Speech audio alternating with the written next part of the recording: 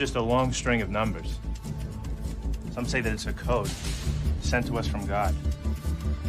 That's kind of interesting. Yeah, that's just good stuff. Check this out, okay? The word for the Garden of Eden, Kedem. Numerical translation, 144.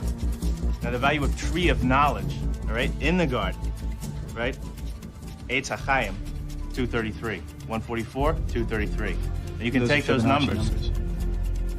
So you know, like the Fibonacci sequence? Fibonacci. Fibonacci is an Italian mathematician in the 13th century. If you divide 144 into 233, the result approaches theta. Theta? Theta. The Greek symbol for golden ratio, golden spiral. Wow. I never saw that before. That's like that series you find in nature? Like the face of a sunflower? Wherever the spirals. You see this math everywhere.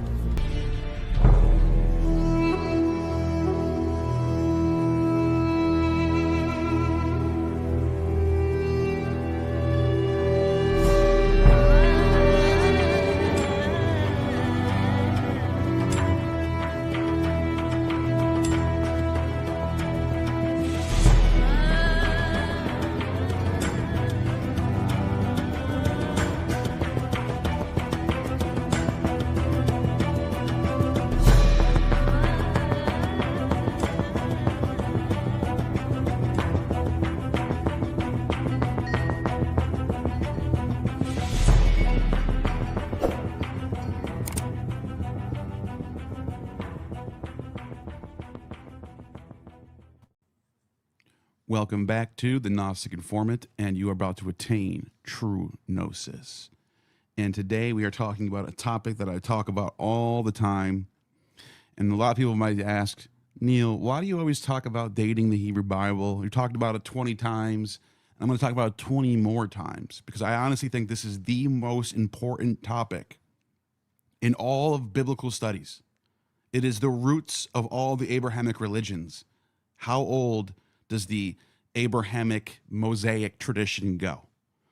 And so for hundreds of years, the consensus has always been that, you know, maybe Moses didn't write it. Maybe someone else wrote it afterwards. Maybe there's some little pieces of the Song of Moses or the Song of the Sea, for example, that make its way into what is a final redaction. But most people agree that the Old Testament, specifically the Torah, the prophets, and the wisdom literature, has roots dating back to the Iron Age, 700 BC, around there. But recently, scholars from different fields have been coming at this from different directions, challenging this. For example, you have Goodacre coming at this from a cultural, religious, a legal standpoint, comparing the laws of the Torah to laws of Moses and Genesis to other creation myths. And he's not alone in that endeavor. You have Bruce Loudon writing about the Greek mythology in the Old Testament, comparing that stuff. You have books like The Argonauts in the Desert. You have Niels Peter Limke. You have Thomas L. Thompson. And they're all coming at it. This is known as the Copenhagen School. But then that's one, you know, and those people kind of get waved off as fringe minimalist. But whatever, we'll put them aside for now. Let's not even judge if they're correct or incorrect. Let's just put them aside for a second. Archaeologists are coming out, like Jonathan Adler, and historians are coming out, like what's his name, Gad Barnea, and saying, well, not even talking about the textual stuff, but just saying in the archaeology, we don't find any mention of Moses or any indication of Torah observance, anything related to the Bible at all until after the Hellenistic period. According to Gad Barnea, children are, the names of people in the sources are not even named after anyone from the Torah or any of the heroes until after 300 BC. Adler is saying that there's no evidence of Torah observance until the 160s BCE. That's a whole other angle of different fields of study coming at this question and going, what? Wait a minute. Elephantine? We have a whole city of Jews living in Elephantine from 586 to 400, around there, who give us hundreds of texts, and none of them mention anything about the Bible. So then the question has to be raised: was the Bible even in circulation at that time? Just a question at this point. We can't answer that. And the response usually is, well, the linguistic dating of the Bible kind of does away with all this nonsense. We just haven't found the evidence yet. The linguistics is king. But then you have scholars like Ian Young who study Hebrew and teach Hebrew and say, wait a minute, the dating of the Hebrew is flawed. It's circular. We don't even have a starting point as to which we're comparing biblical Hebrew to any other kind of Hebrew. We don't have it. So we don't know if Leviticus really is the older archaic Hebrew, or if, Daniel has younger, like he's saying that there's some of the older isms are found in Daniel that you should find in older texts. Not only that, he says we have examples of 200 AD text using archaizing Hebrew. It would be like someone today writing a new Shakespeare story in the name of Shakespeare, a pseudo-Shakespearean text, if you will. And they're using all these spaketh and thus spaketh the Lordeth, that type of thing, because maybe they studied Shakespeare their whole life and they know how to do it. And it's very hard to tell which one is authentic, which one isn't. Not to mention the interpolations and redactions all the way through, like Isaiah. There's 3 different sections of Isaiah.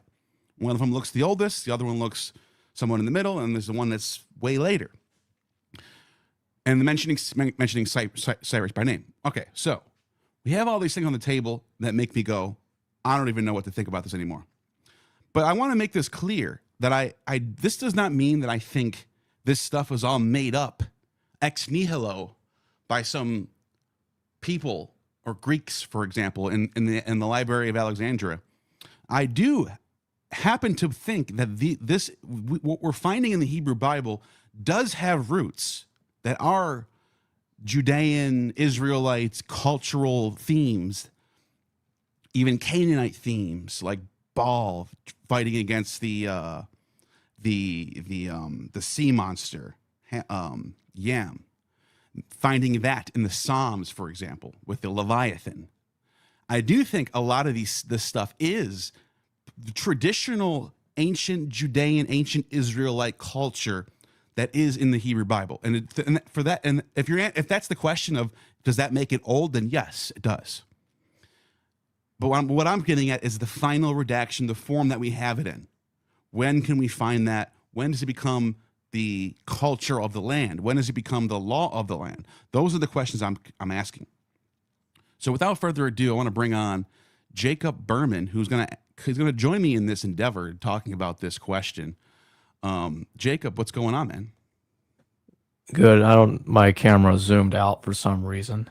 Yeah, I saw that right before I clicked on ad. I saw you just go boop. Yeah, just backed up all of a sudden. Yeah, it does that. I don't know why. It's okay. Oh, you're zooming yourself back in? There you go. Yeah. So what do you think about this stuff, dude? Because I have some articles that I pulled up. I want to talk about some of this stuff.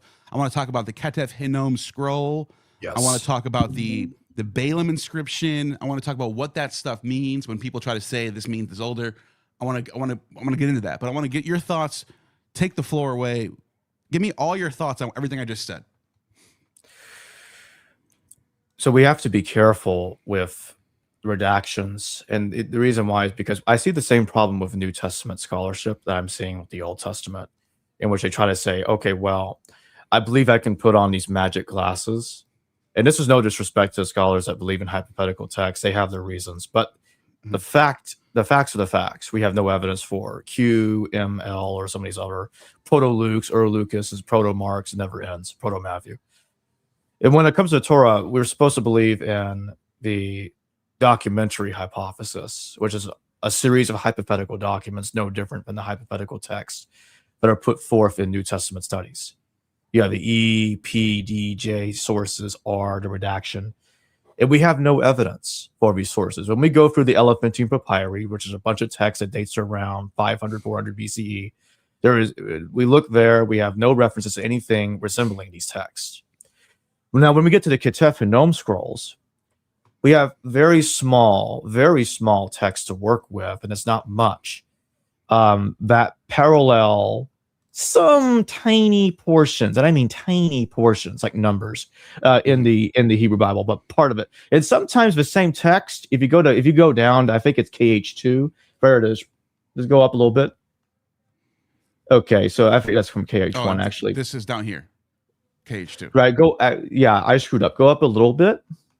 It's actually KH1. You see there, they tell you that same exact the same exact fragment parallel multiple different parts of the Hebrew Bible. Exactly. If you scroll down just scroll down just a little bit. You're getting ahead of me, but no, I want you to say it. I want you to say it. Go ahead. Exodus, Deuteronomy. Just stop right there. I'm ready to see that biblical parallels. I want everybody to understand that this should not. This is such a good point you're about to make. Go ahead. This should not exist. If these hypothetical texts are real, I don't think this should exist, because what it tells you is the earliest layer of Jewish texts that we have are strictly and entirely focused on God and keeping his commandments, whatever those commandments are. And it's kind of vague. It's a vague. So there you go. You just said, which one is it? So I've actually heard, by the way, Justin DZ, he was doing a video, and I'm no problem with Justin. I think he's great. I'm not talking crap about him. But I saw him say, somebody asked him about Ehrman Hillman. And they were like, Ehrman Hillman says that the Hebrew Bible didn't exist before 300 BC. And he laughed and said, no, we have the Ketef. He said, we have the Ketef Hinnom scroll. That's numbers. He goes, that's it. It's not numbers. It's not a numbers. It's not a numbers manuscript. It is a text that has overlap with numbers. You can say that. You could say it has a lot of, let's find the actual, here's the numbers passage. Yahweh bless you and keep you. Yahweh make his face shine upon you and be gracious to you. Yahweh lift up his countenance upon you and give you peace. See the bold? Yeah. Now look at, this is what the actual text says. Yahweh, the great, who keeps the covenant, graciousness towards those who love him, those who keep his commandments. Well, commandments. The eternal, blessing more than any, snare the more the evil. The redemption is in him, for Yahweh is our restorer. Now that's not the same text anymore. No, it's not. Now, what's interesting about that is, there's a Lydian inscription in from around 600 BC, Lydian inscription, Artemis, and it's a dedication to Artemis. And I'm see if I can find it. Lydian. While you're trying to find that, the other silly thing that Hillman says is, go ahead. As you know, is that Hebrew itself was just made up out of thin air in the first century. We agree BC. on that. Right. Yeah. Right. And by the way, the Ketef Hinnom scrolls is an example of some sort of Hebrew, proto-Hebrew language that does go back to 800 BC. So you can't, that's just nonsense too. But the problem is, when people try to refute Ehrman, I want people to be careful, because when you say something like that, the followers of Ehrman Hillman are going to go, well, that's not the same as numbers. And wait a minute, even Neil's saying it's not numbers. So therefore Ehrman's right and all the Bible scholars are wrong. You can do damage that way. You can do damage by being wrong when you try to confront someone like Ehrman Hillman. Now, there's a Lydian inscription dated to the Lydians. So the Lydians are like this. They're like, the Lydian is like how Aramaic is to Greek. It's very similar. It uses the same alphabet. It has, if you can read Hebrew, you can basically read Aramaic. You might have trouble with it. You might have some trouble with the syntax. You might have some trouble with some of the words, even the vocabulary might be different in some cases. But you're gonna be able to get through it. You're gonna be able to read. You're gonna sound out the vowels and all that stuff.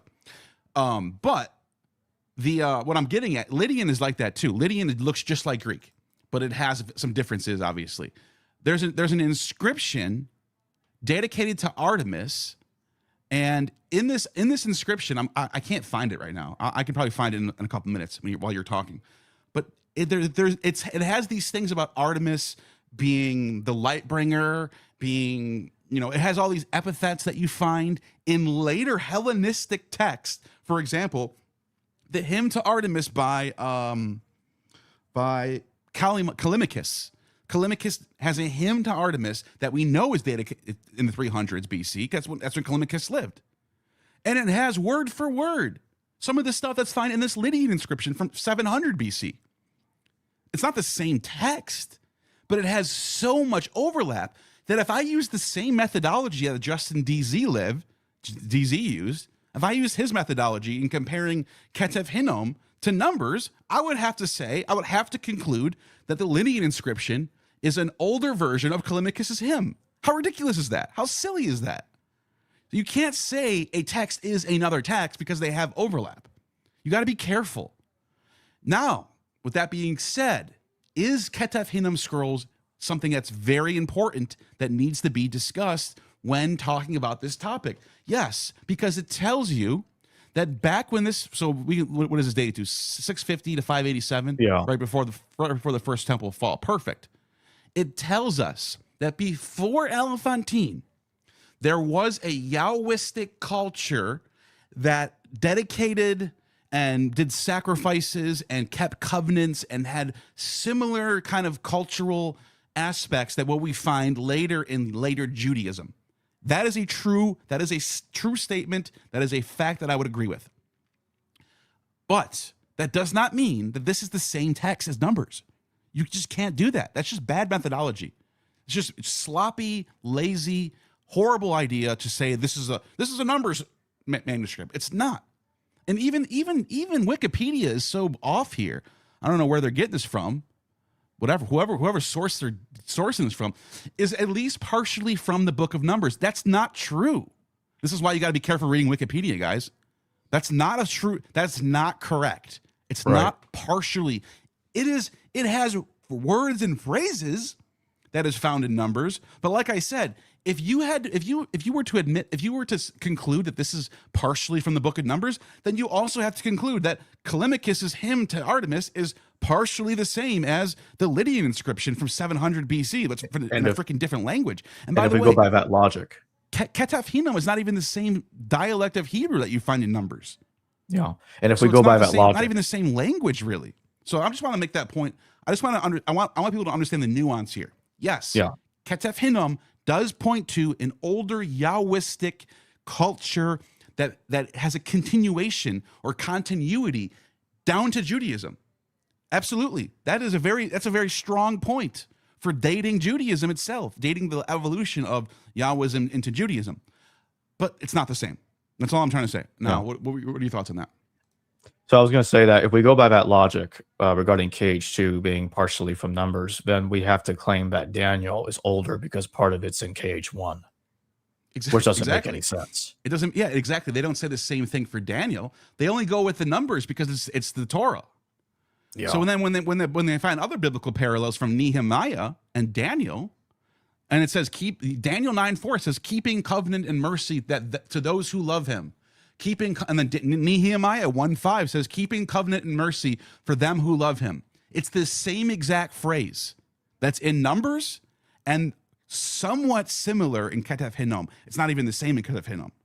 So what you can conclude, if you're being a careful, rigorous scholar, the conclusion right now should be Ketef Hinnom shows linguistic similarities to later texts like Daniel, like later texts like Numbers, later texts like, but to say it's a partial manuscript of Numbers is sloppy. It's sloppy and it's misleading, and it really does damage to the discourse of this topic, that's so important. So, if anything, the material that's in KH1, I would say whatever text that it's preserving is probably a source for the Torah, and the material there was kind of spread out and used and reused. I can go with that places. too. Yeah, that's what it looks like to me.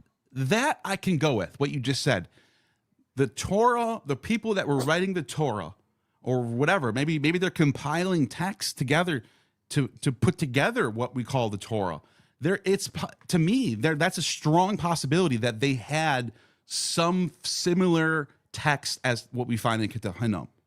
So that's a very strong argument you make there, because look at, it's using a lot of the similar language that we find in later biblical texts.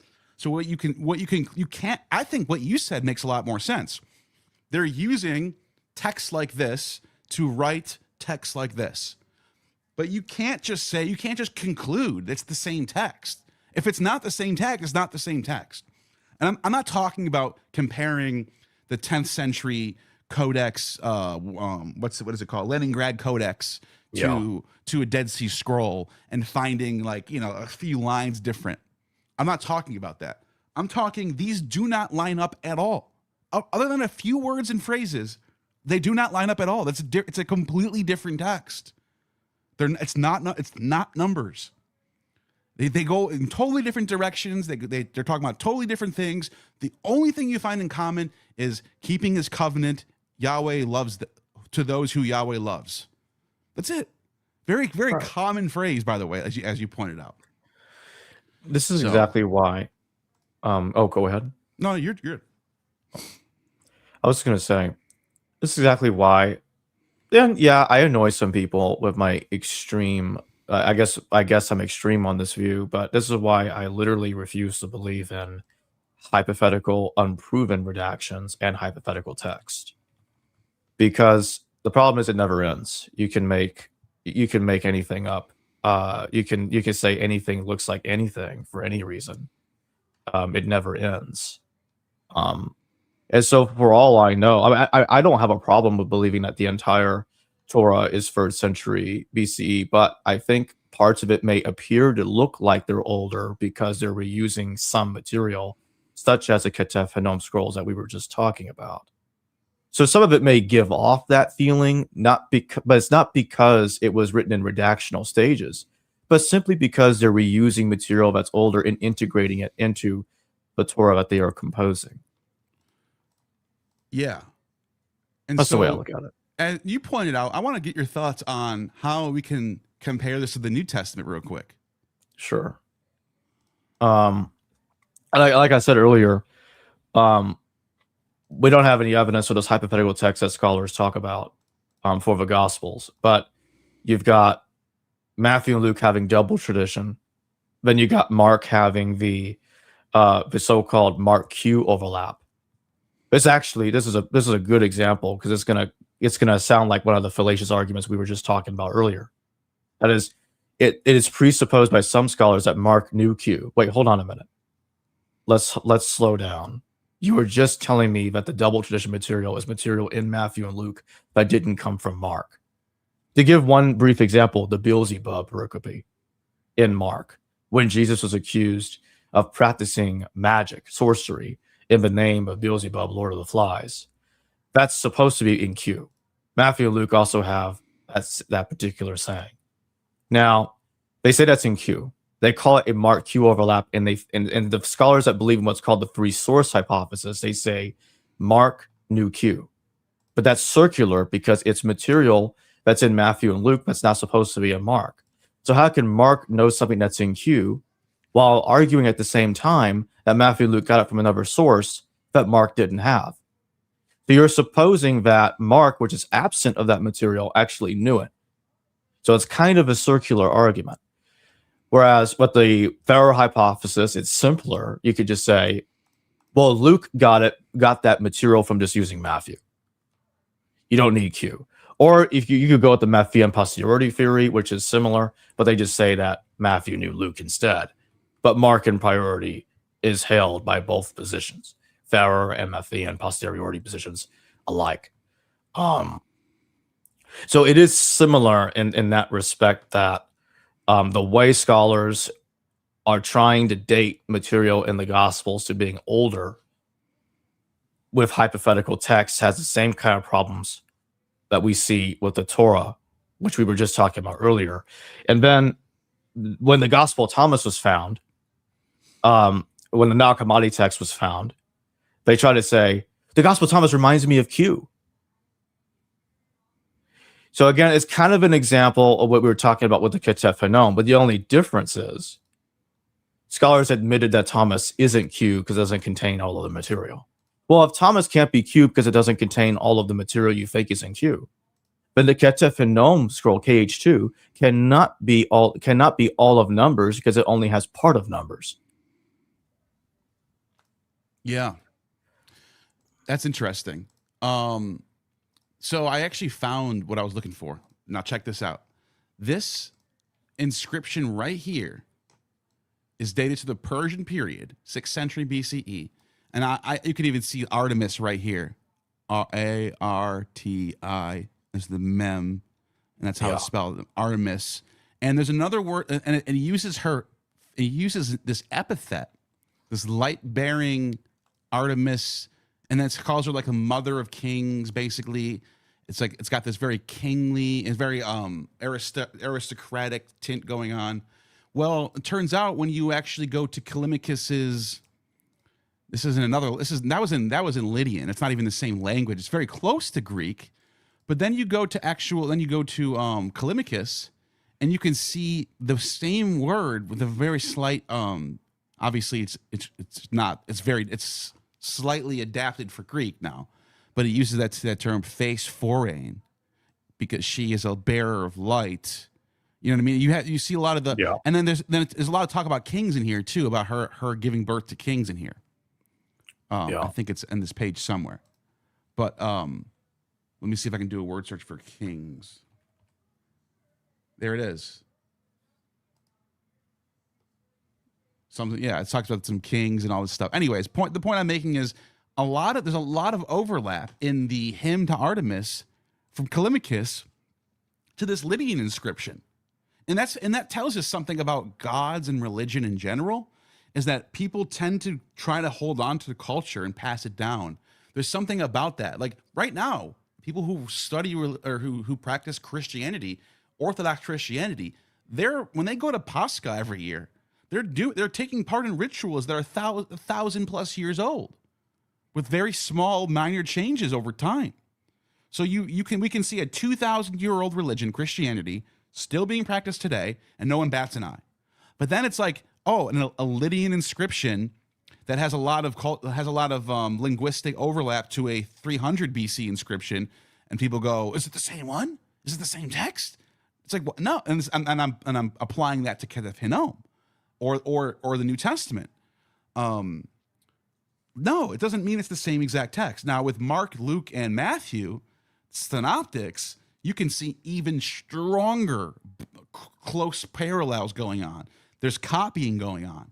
So I guess what we should be saying is there is a gradient here of copying, borrowing, being inspired by, or maybe even in some cases there's just unconscious retellings of things that are just in the milieu. So you have a gradient here. Is there straight up? Is Ketef Hanom straight up copy? Or I'm sorry, is Numbers straight up copying from Ketef Hanom? No. So we're already moving down the gradient. Is it like is it inspired by it? Maybe. Is it unconsciously inspired by it? Maybe that's the case. Is it a coincidence? Maybe that's I don't know. But there's different answers to this other than, oh, look, these words line up. It's the same text. Right. So. And we have situations in which we talk about Mesopotamian parallels. We both noticed this, that scholars like to focus more on Mesopotamian parallels while not so much Greco-Roman parallels to the Old Testament. And so one example is sometimes they take a story from Mesopotamia and then they finish it with a Greek parallel. And there's some examples of that in the Torah. One good example is the confusion of tongues in Genesis. You've got the Lord of Arada and Enmerker text, in which there was a confusion of tongues in there, but there's nothing about a building being built to reach the sky.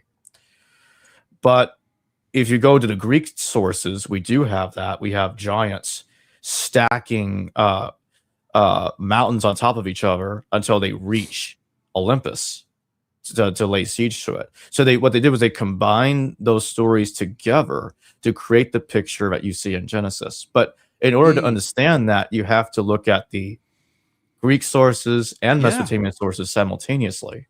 Dude, and the same thing happens with Noah, the flood of Noah, where you can see very clearly obvious parallels to Epic of Gilgamesh and the other flood story that I'm not thinking of right now. But you can see that those two stories have a lot of things happening. For example, letting off a dove and a raven, those type of things that you don't find necessarily in the Greek version of Deucalion. However, Deucalion, according to the Ionian historians, which is the fragments of historians that go before Herodotus. So I'm talking Xanthus the Lydian, who says that Deucalion had 3 sons who are the progenitor of all the Greeks. 3 different races of Greeks. The Achaeans, the Pelasgians, and the Dorians. I think he said something like that. That's in Deucalion. That's not in Mesopotamia. But here's another thing people don't talk about that much. They think those are the only 2 options here. No. In the Egyptian myths, you have a flood narrative where there's 8 people that survived the flood. 8 exactly, which is only in Genesis and the Egyptian version. You also have Berosus' flood narrative, and Berosus tells the story in Greek of basically the Mesopotamian version, Zukisi-thros. And in that version, there's a dove and a raven are let off for 7 days.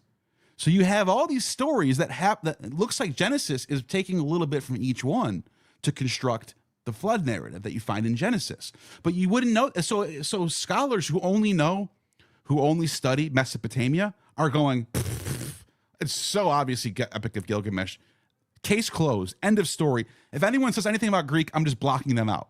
I've seen this. You and I've seen people do this. Yes. You bring up Deucalion, they laugh at you. There's no way, dude. This case has been closed. Get away from me, dude. This is what they do. And then you try to show them. What about the 3 sons? What about the 8 people? What about this? What about that? Armenia is mentioned in Berosus. It doesn't say Mount Ararat, but it mentions that the Ark lands in Armenia. That's in the Greek version. So it's like, dude, it's not just one thing. You can't just say this one text goes all the way back to the Epic of Gilgamesh, when we know that Greeks and Romans know about Gilgamesh. Gilgamesh is mentioned in Greek and Roman sources. So we know that the story of Gilgamesh is already surviving in Hellenistic period. So you can't just conclude that, Genesis is 2000 BC because it has the same stuff in Gilgamesh. No, that's not how it works. You gotta be a little more careful than that. So yeah. Anyways, Solera Knight says, who did Moses write Genesis? If not, where, when, who? What would you say to that? No, Moses didn't write Genesis. I would say the committee that were involved in the creation of the Septuagint. I think what happened was, I think they wrote a Hebrew text first, and then they actually wrote the Greek translation next. That is my answer to that question. And they had access. Well, one more part of the answer I need to get out there is, I think that that they had access clearly, because we're told this, to the library of Alexandria. So they had all the necessary resources that they needed access to create the Torah. Now, again, I want to stress what is different between what I'm saying from Hillman, is he denies a Hebraic first stage. Not only does he deny that there was a Hebraic stage of Torah that came first, he also thinks that we're not told this in the letter of Aristes. Nobody in the ancient world says this. Ehrman's just making this up. He says that Hebrew was also made up. And by inference, he's basically suggesting that committee of 72 guys made that up out of thin air. This was ridiculous. Yeah. It's funny because scholars agree that the letter of Aristeas is propaganda, and the reason why they say that isn't because they don't think that the Torah was translated into Greek. Ehrman smuggles that in there. It's because they don't think that there were 72 people who miraculously came up with the same exact story in Greek. That's nonsense. They think that the story reflects a real story about translations happening in. And we can argue about if there were 72 people exactly or whatever. Well, but we do have data to suggest that there was an assembly called an assembly or a ecclesia of elders that were in Alexandria translating biblical Hebrew. Yeah, the Talmud calls them the men of the great assembly. Although what they do is they split them up into two different assemblies and they backdate them. So just to be clear. Yeah, the letter of Aristeas actually doesn't make that claim that they miraculously translated exactly the same thing. It's the Talmud that says that. So the Talmud is there's a two different versions of the story. Is what you're saying? Yes, the Talmud is changing the story to make it look like that. The letter of Aristeas does say that they did translate that they had 72 elders. 72 men translated it, but the Talmud changes it to say that each one did their own translation by themselves, isolated in each room, and it was a miracle. I see what you're saying. Which is ridiculous. So they add some new. By the way, that tells us a lot about how these stories develop over time. You can see them adding new things to the story, like a game of telephone. First you have they translated some Hebrew text into Greek. Then the 72 elders got together and they translated it together in this secret thing. Then you have, over time, it evolves into 72 people orally, magically, in separate rooms, all came up with the same exact story, which is nonsense.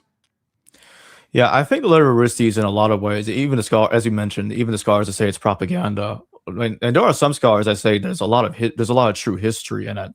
And I think there is. I actually don't have a problem. When Josephus brings it up, he also talks about Demetrius Philarium in the same chapter when he mentions Aristeas, and he quotes the letter, and then he talks about Demetrius Philarium, who fled Athens. He fled the Alexander's regime, and fled down to Ptolemy and said, "Let me be your librarian." And we know this is actually historically accurate because all the other Greeks agree. All the other Greek sources agree with this. So there is some truth to the idea of there being this project in Alexandria that was going around translating Judean text into Greek. Yeah. Yeah. So I don't have a problem believing that the number 72, because the truth is it had to start somewhere, the 72 thing. And to my knowledge, we don't have an occurrence of that before. It's also a multiple of 12. So it might be some sort of, number. It might be but here's another thing. They could purposely choose 72 because it has this significant, like right now we have 12 jurors in the jury. Yes. We pick numbers like that on purpose. So the idea that they pick 12 or 72 elders is not crazy. It's not a miracle that they chose 72 people to do something. Yeah, and I think the numbering that we see going on in Genesis is kind of based on themselves. I wouldn't be surprised. And that's what I suspect is that the table of nations wasn't just based on Berosus and all that other stuff that Russell talks about. But I also think they were kind of putting themselves into the situation. And also you had the 12 tribes, because that's everything. The letter of Aristeas is our oldest evidence of 12 tribes too, outside the Bible. First time 12 tribes is ever mentioned, you're saying? Yes. Yeah, because before there's no mention of 12 tribes anywhere before the Hellenistic period, which is why I was so hard on Dan McClellan in my video against Dan when he mentioned I think it was some Exodus or Genesis, I forget what passage, and he was like, this is probably the oldest piece of Hebrew literature in the Bible that could be dated back to 1000 BC. And I looked up what he was talking about. It's like it's mentioning the 12 tribes of Israel. What do you no, dude. There's no 12 tribe allotment. It didn't happen. It's not historical. That's some Mormon shit, bro. Get out of here. Anyways. Well, if you were right about that, it would be in the Elephantine Papyri. It's not there. It'd be everywhere. It's not We're there. talking geography now. We're changing. This isn't just like some story. We're talking. This would be reflected in the sources, in the archaeology. There's nothing to talk about a 12 tribe allotment in Israel. Didn't happen. No one knows about this. No Assyrian knowledge, no Babylonian, no Hittite, no Egyptian, no Greek. Not even the Judean sources themselves talk about this until after 300 BC. That's right. So, and we really, the earliest king of Israel that we have any archaeological evidence for at all is King Omri. And before King Omri, we have almost nothing, like very little archaeological evidence of anything of significance. And there's another text called the Seder Olam Rabbah that I want to bring up. It's a 2nd century CE text, and it claims that the first temple was built a century later than conventionally dated. And I remember Russell Gomerican arguing that the first temple appears to be, I think he said, an Omride construction. And I think he was largely right. But I think it was built built a little later than Omri in his I believe in his century. So rather than saying it was 10th century BCE, it would be 9th century BCE when the first temple was built. We don't have any reason, I think, to actually put it in the 10th century BC. They put it there because of King David and King Solomon, and we don't have any evidence, any archaeological evidence for either one. What we have is the Tel Dan Stele, which does mention a house of David. By the way, this is another interesting topic. Go ahead, finish your thought. I want to talk about this though. Yeah, but there's nothing on there that indicates that David was a king, and David on there looks to me more like a title of a person. Exactly. Okay, this is such a good point you're bringing up, because this is such a funny thing that I notice that we only find in circles of biblical scholarship. And in the classics world, when we find mentions of the Heraclidi, let me see if I can find them. Okay, here, watch this. Let me switch my screen over for 1 second. By the way, thank you for that super chat. I guess I don't even have to leave this super chat up because this is the topic of the whole video. So let me put this away for a second. But thank you for that super chat. Okay, so look at this. We know about the Heraclidi, and they're mentioned, and they're in tons of inscriptions and primary sources, and people actually. And by the way, it's not mythological. Like Herodotus talks about a real dynasty called the Heraclidi that go back 22 generations to the kings, through the kings of Lydia, all the way back to what would be, he doesn't say Hittites, but that would bring us to the Hittites. So you could put 2 and 2 together. You could say the Heraclidi are the Hittites, but this is what they think. Look at this. They actually think that Heracles was the founder of this dynasty. Now, when you start going down, guess what happens? You start getting into real kings. Alcestis was a real king. And this is a real king. This is a real king. This is a real king. And it goes all the way down to Alexander the Great. A real king, obviously, right? So, okay, we have real kings from the house of Heracles. Does that mean Heracles really existed? No. What do you think, Jacob? It does not. It does not. So when we find the Tel Dan Stele, and we have real kings like Hezekiah, for example, that do bring themselves back to the house of David. Let's see if we can find house of David. House of David right here. We have a mention of a house of David. It doesn't say, it just says house of David. It could say house of Yahweh. It could say house of Zeus. It could say house of Heracles. That does not tell us much other than there's a house of kings who think their progenitor was David. That's it. That's all it tells us. 9th century BCE is already 200 years away from the supposed time of David. 200 years is a lifetime away from where things can get rewritten and confused, and all types of stuff can happen in 200 years. I mean, we're talking comparing right now to the time of the Civil War in our timeline. We don't know. Most of us don't know what type of stuff could have happened in that time period. Especially now that we have written records, but things are different. Back then, they didn't have written records like we do today, and the internet and libraries and stuff like that. So the point I'm making is, we find House of David on a stone does not tell us that there was really a King David. Now, does it give points to that side? Like, for example, people who think David existed, is it fair for them to bring up the Tel Dan Stele? Of course it is. Yeah. This is data to support the idea that David is historical. Yes, you have data that supports that. Does it prove David existed? No. You're still a long ways from that. And this is why I'm so big on scholars who don't study outside of their Bible. Because, like, if you didn't know about the House of Heracles and you just know about this, you might think this is enough. You might have nothing. You have nothing to anchor your own arguments towards. You have nothing to compare your own stuff with. All these one-dimensional scholars out there who don't actually understand what's going on, in my opinion. Right. And there's another scholar I want to mention, and I've had him on before, Bartosz Adamczewski. Mm-hmm. He's a professor down in Warsaw, Poland. Bartosz argues that the Book of Kings comes from the Hellenistic period. Now, he argues it for different reasons than I do, but I agree with him.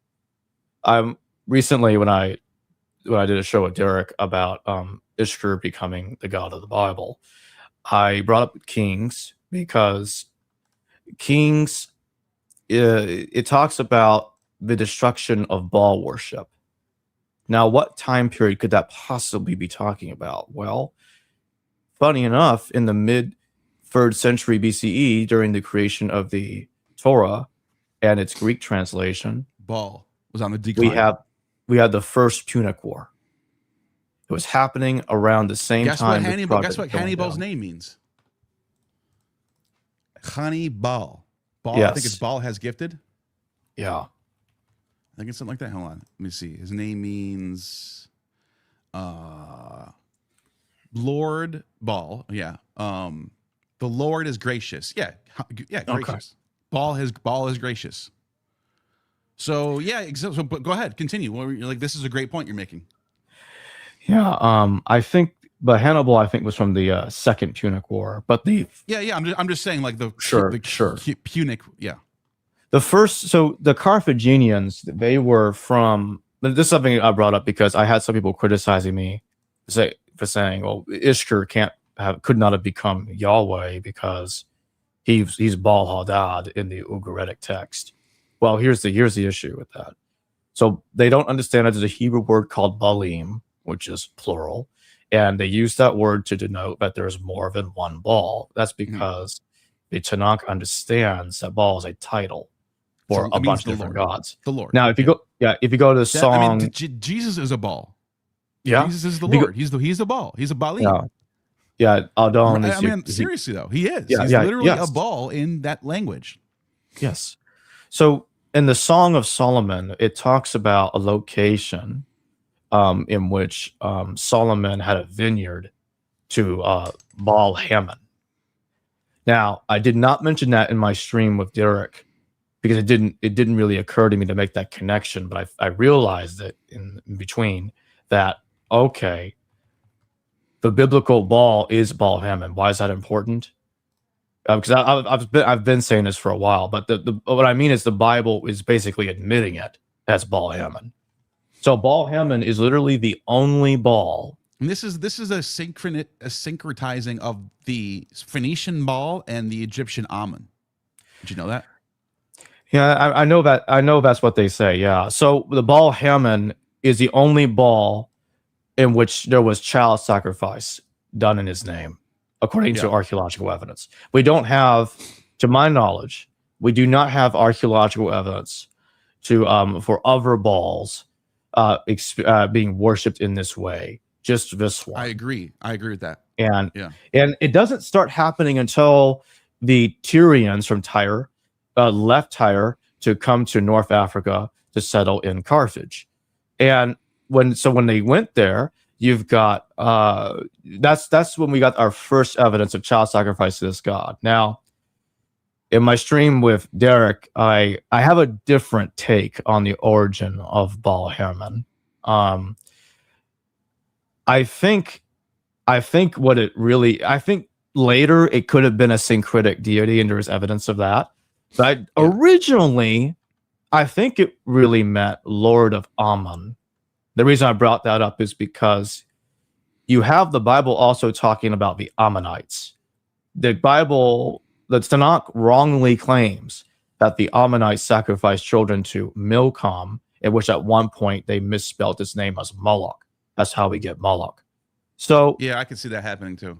So now it could be that Tanakh could be right later. Maybe there's archaeological evidence that will show up later to support that the Ammonites were sacrificing children to Milcom. But at present, we do not have that evidence. So but the thing is, but the funny part about that is, from what I know, the Ammonites got their name from Egyptian Ammon anyway. There might be two things happening at the same time. Well, in any case, I do think they borrowed Baal Ehrman from Milcom, which is why he's called Lord Hammon or Lord of Ammon, or I think because I think his name originally meant Lord of the Ammonites. And by the way, I would have to I would question the linguistics, because the genitive Ammon. I don't know how Carthaginian would work. But this looks like Baal Ammon. Like, it looks like that's what the name is. But I don't know what the genitive of Haman would be. Of Baal of Haman might have a different way to spell it. That's all I'm saying. I could be wrong, though. You could be right. Yeah, and I could be wrong too. This is my knee-jerk peer review reaction to you right now. Or I could be right for the wrong reason. But in any case, I think that that Milcom is attested in the Ur-Free period 4,000 years ago. So that's around 2000 BCE. We got references to Malcolm in the, I believe he's in the Mari archives, if I remember correctly. Being asked about you the finish your thought. I'm just getting it up there so it's people know what's coming. Yeah, so I basically, my current thinking is that Malcolm became Milcom, and then that god became Baal Ehrman. And then child sacrifice started to occur after they moved to North Africa. I'm open to changing my position if archaeological evidence is found to support that it was happening earlier in time, before they moved to North Africa. Well, you do have the primary sources like Aristotle and Theophrastus talking about Easterners being big into the human sacrifice stuff. Also, real quick, I think here's evidence right here. I think there is archaeological evidence. And let me tell you right now. You're going to want to look into this now, because this is a big substitute king ritual. So there's this hold on, why is my computer acting all weird all of a sudden? Okay. Substitute king ritual. Here we go. Okay, let me share my screen real quick. Watch this. Let me just put you down for a second. I'll bring you back up in a minute. This to me is the evidence. So substitute king ritual was this famous ancient Mesopotamian human sacrifice ritual that they would do in Mesopotamia. So it was just popular in Sumer, Babylon, and Assyria. So it's a long time. It's a lot of different dynasties that are doing this. And it's mentioned in the primary sources. It's mentioned in the inscriptions. We have archaeological evidence of this ritual. We have like skeletons of virgins sacrificed. So little girl dead graves with their dressed as kings and queens with purple and crowns on them. So it was a human. So this is a human sacrifice ritual. Sure. And guess what? Think about Molech for a second. What's that word mean? It's a word that has to do with sacrifice. Yeah, but what does MLK mean in Hebrew? Melech, king. Exactly. I knew you'd know that. I wasn't trying to put you on the spot, but I knew you'd know that. King. It's a king. I think that the Molech ritual is the king ritual from Babylon. Yeah. So I think they were doing this in the Near East. I don't think it's just, you know what I mean? Okay, so let me make look at the Neo-Assyrian dominance. Look at their extent of their empire. I was careful. Hold on. I was careful with my words. I said child sacrifice. Yeah, That's but what I was. I wasn't saying there was no human sacrifice at all. No. That's what I said. That's why I brought up the virgin thing. Okay. The virgin. So I don't know how young the virgins are. I don't know. That's a good question. You can look this up yourself. That's why I said I would want to know that. Yeah, there's one of the things was the virgin. That's one of the things that they want. But look at this. If their influence is all the way this like going across the entire Near East, I wouldn't be surprised if the Melech ritual is related to the Babylonian Sumerian king ritual. I wouldn't be surprised if this spread all the way over here, is what I'm saying. This is just my own thoughts, my own hypotheses. I'm not saying that this is like scholarly consensus or anything. I'm not saying it. I'm just saying this is just things that I think about when I'm looking into the Molech stuff. Anyways, I need to straighten somebody out in the chat. Somebody brought up earlier that I thought Baal Hadad was Yahweh, not Baal Hammon. This has to do with my theory. Okay. Yeah, that is what I'm saying. Baal Hadad is Ishkur, and therefore, and he is Yahweh. Baal Hammon is a different god. He became the biblical Baal. That's if you read Jeremiah. Baal worship was specifically described as involving setting flames at children in Baal's name. So they were sacrificing children by the flame to the biblical Baal and to the biblical Milcom, Moloch. And so that is what they are describing. Yeah. By the way, Ishtar Hadan. So one of the questions is how.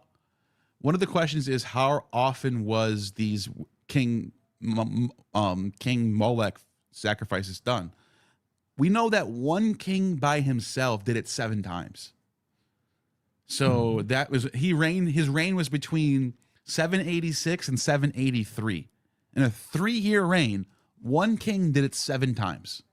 Now that doesn't mean every king did it that many times. I'm just saying this could have been more prominent than people think. But I'm just saying I don't know. This is a really deep question that's going to involve archaeology. It's going to involve Assyriology. It's going to involve linguistics.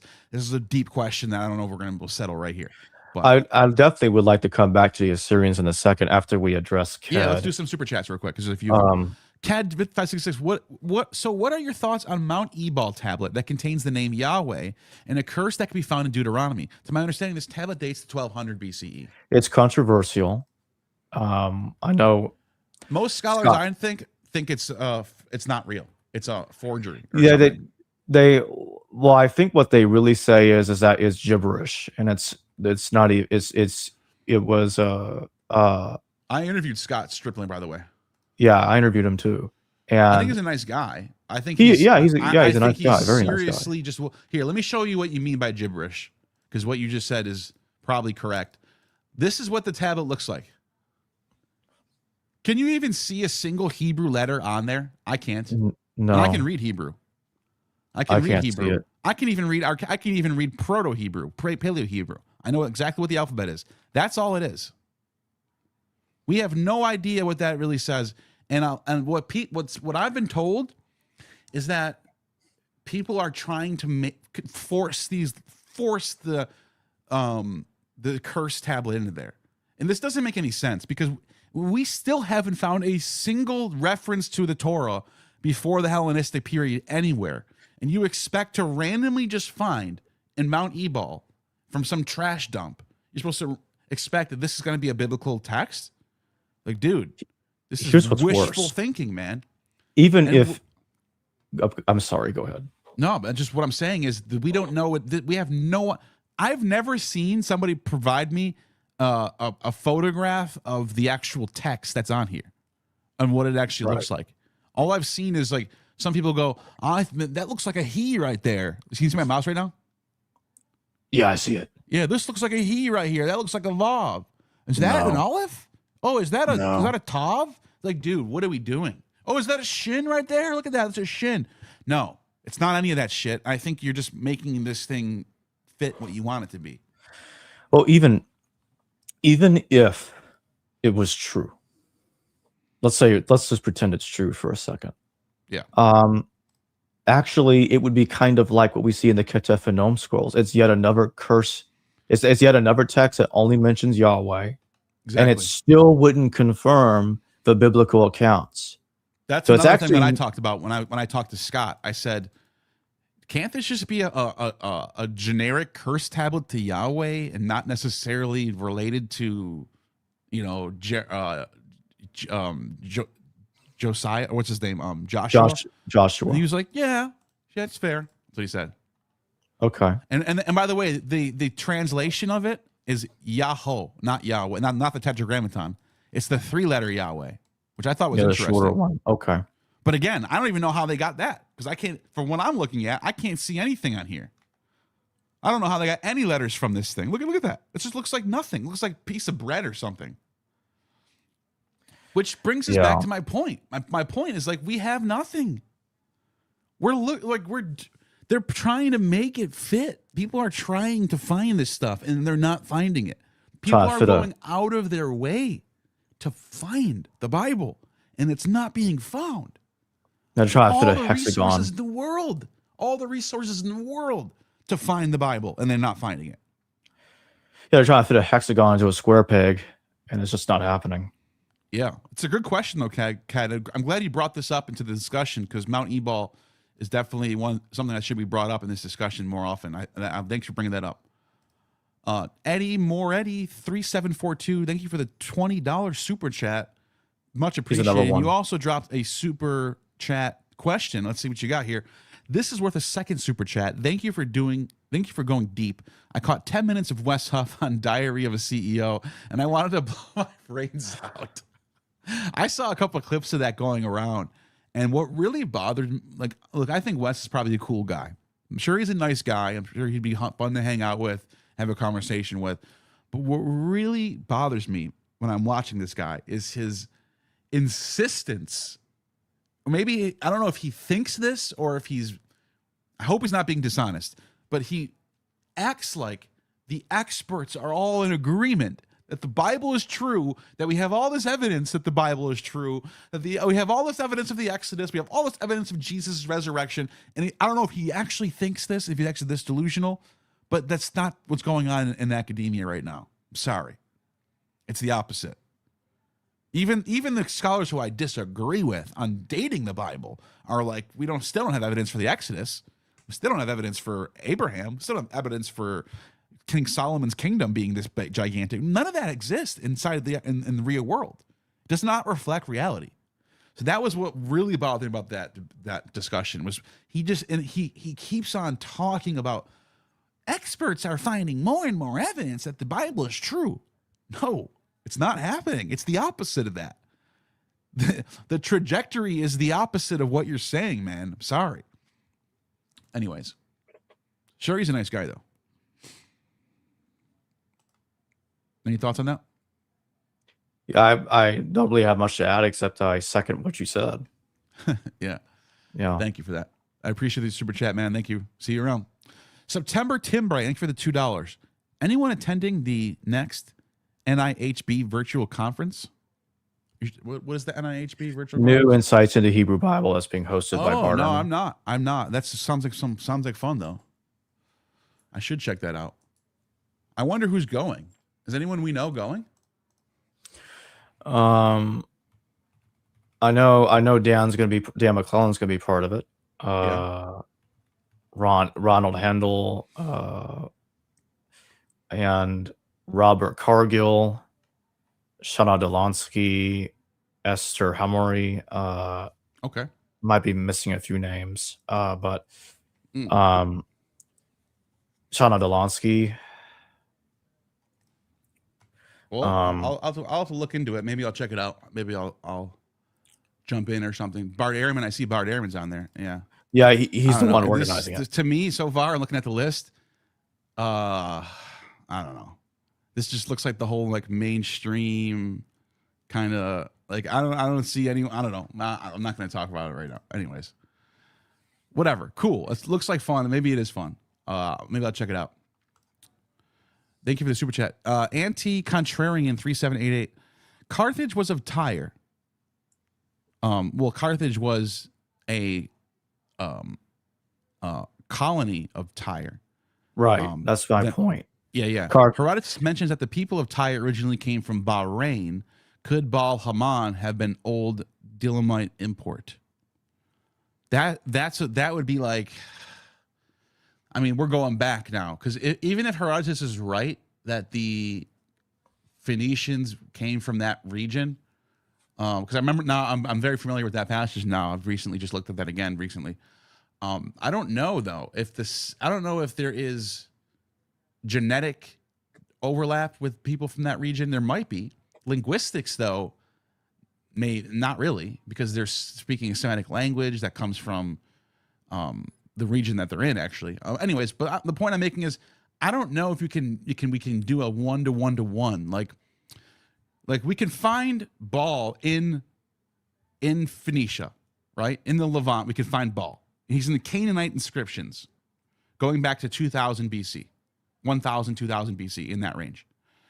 The late Bronze Age, and he's the storm god, and he has a lot of cultural overlap with other storm gods in that area. So it already doesn't look like it's coming from far away. It looks like it's right where it is, and then it gets imported away to the Carthage, and sometime, I think Carthage is like what, 800 BC when they found Carthage. I think Something like that's that? right. Founding of Carthage, 814. Yeah. So Okay. at that point, we're already in the Iron Age. It's already been a long time since Baal has been around. I don't know. Can you find, is it possible that if they were truly descendants from some people from the east that migrated to the west, can you find some sort of precedent for Baal back then? I don't know. I don't know if you could do that. So it's a good question, though. It's a very good question, and you'd have to look into the archaeology and the primary sources and try to come up with an answer to that question. That's a good dissertation right there, I think. What do you think?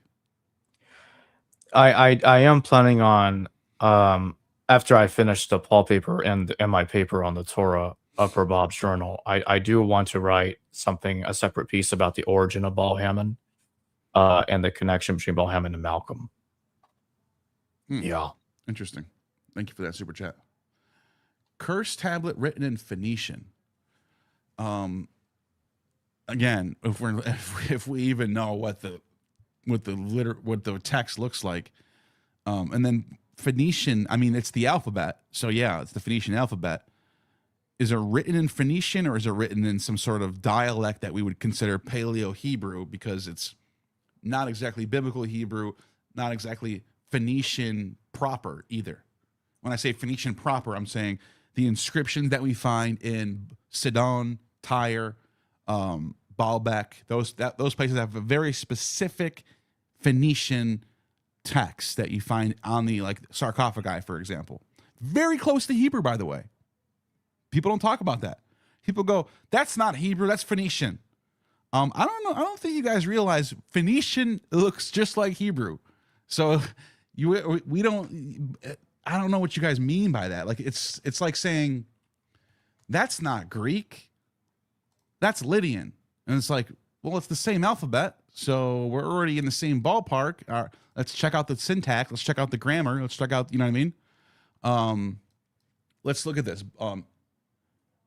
What's his name? Eshmun Azer. Look at this description right here. I just want you to see this. It looks just like Hebrew. Even the way they have their lameds and their, see how the lameds stick all the way up? Yeah. When you look at when you look at the Dead Sea Scrolls, for example, it looks just like that. This is Phoenician. I mean, it's the same writing. It's the same kind of writing, if you will. Not exactly the same grammar and syntax, but it's you can't just look at Phoenician and look at Hebrew without reading it and tell which one is which. There's almost no way. So, anyways, that's what I want to say about that. Anyways, but maybe it might be. I don't know. Like I said, I don't even know if the curse tablet's a real thing. I don't even know if it's real. It could be a forgery. So, Solara Knight, thank you for the super chat. Moses breaks the law by shattering Yahweh's tablet? Is that like I'm a not sure. joke? Like he broke the law? Yeah, I don't know where we're going with that. I think it's like a joke. Like, get it? He broke the law. Yeah. He breaks the law. Oh, Like, okay. Yeah. Thanks for that super chat. Appreciate that. Yeah, thank you.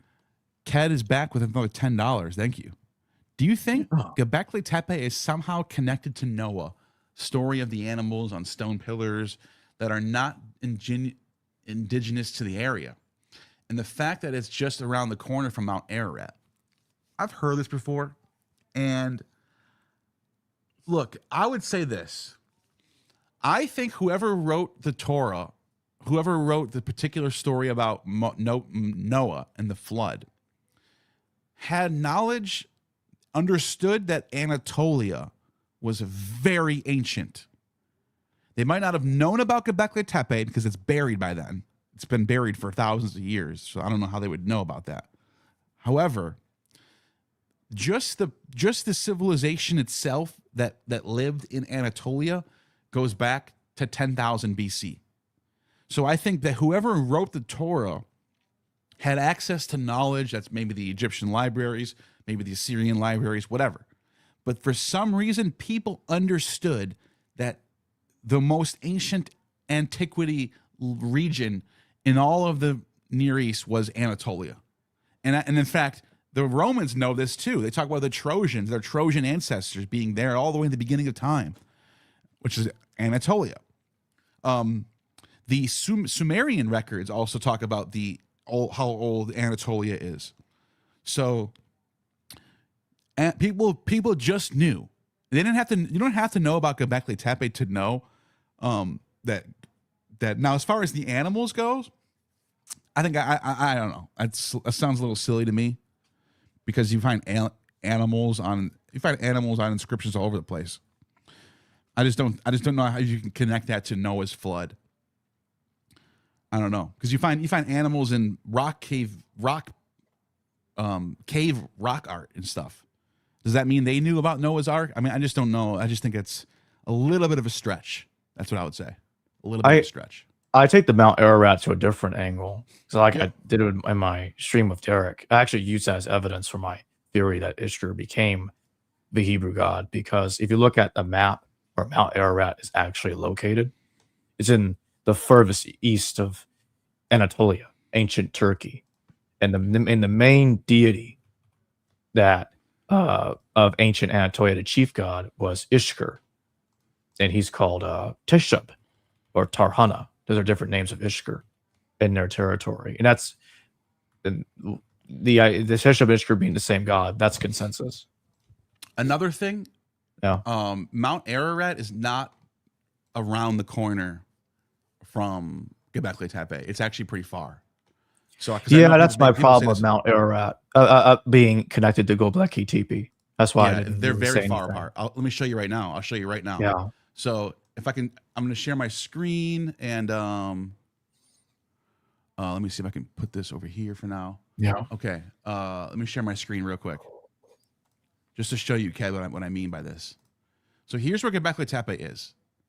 It's almost in Syria, damn near. It's down. It's going down pretty south. It's not even in proper Turkey anymore. That's so that you can see that's the picture of Göbekli Tepe.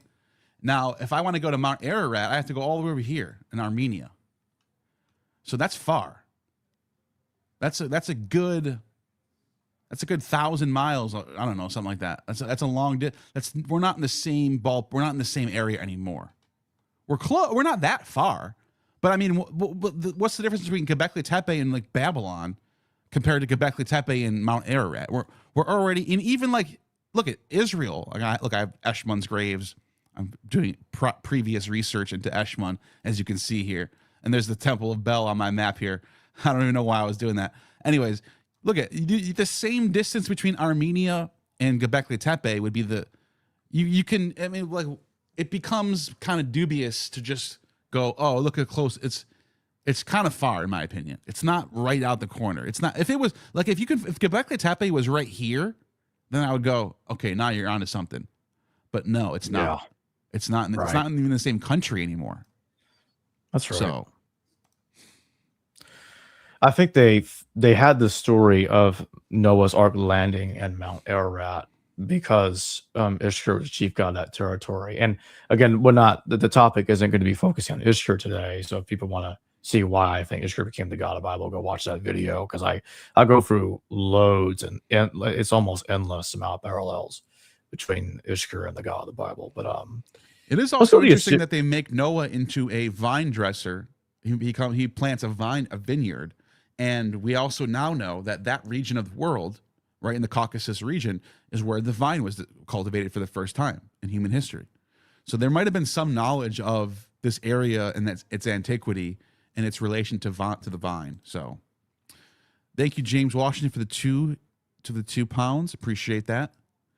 And Anti-Contrarian for the $2 says, Phoenicians settled on 22 consonants. Any idea why? I don't know. I have no idea. It's a good question.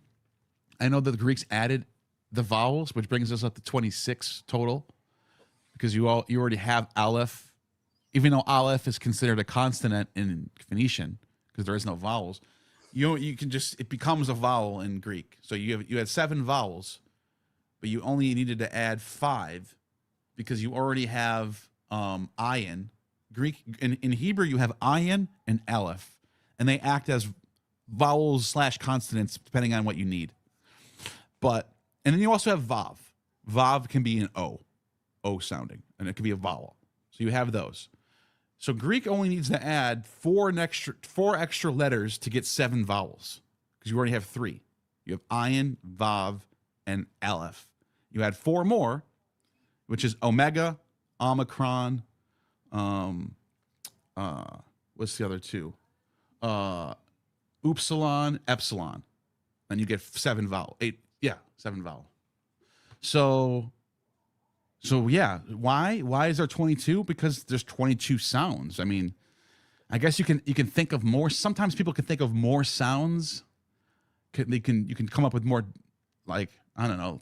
For example, the Sanskrit alphabet has like ng and g as a sound, and Greek has psi as a sound, psi, whereas Hebrew just doesn't even use that anymore. They just don't even have that. So like there's different sounds and there's different combinations of sounds, but I think 22 or 20 to 23 is like roughly how many sounds we can make with our mouths.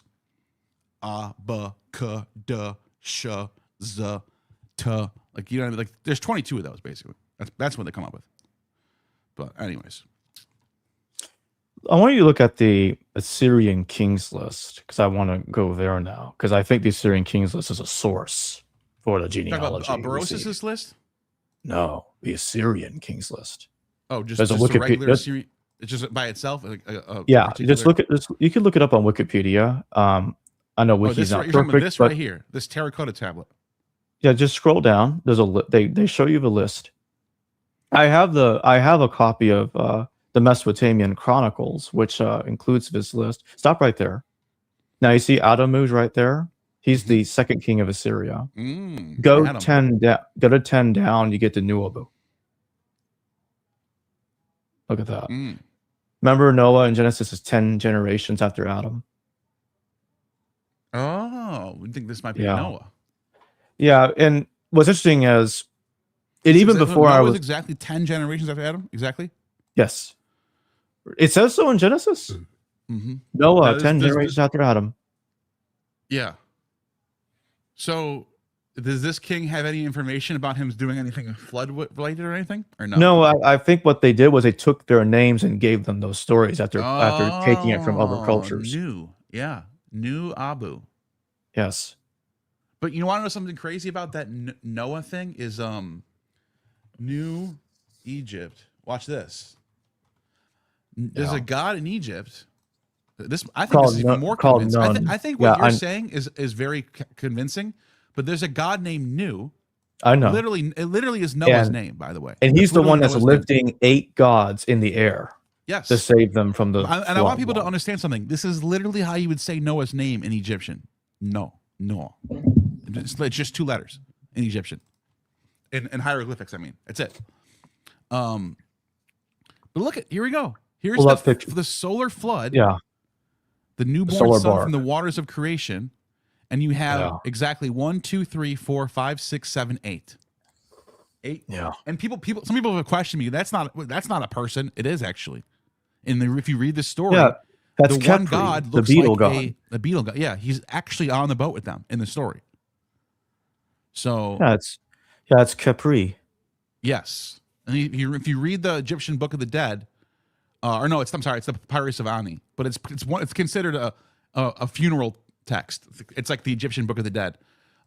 He's in there. He's one of the characters in the story.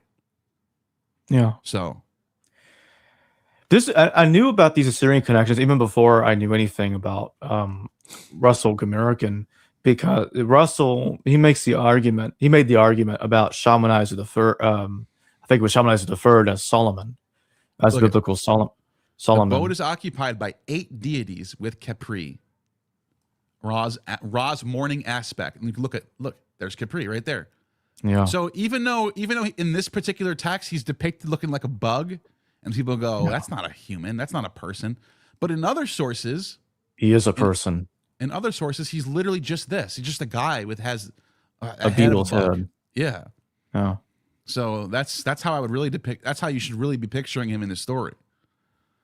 See right here, Khepri's most important role in ancient Egypt is the life and death cycle of the sun. There are 3 major funerary texts, and this is the one we're talking about right now, in which Khepri makes an appearance: the Amduat, the Book of Cameras, and the Book of Gates. The Book of Gates is the one we just talked about.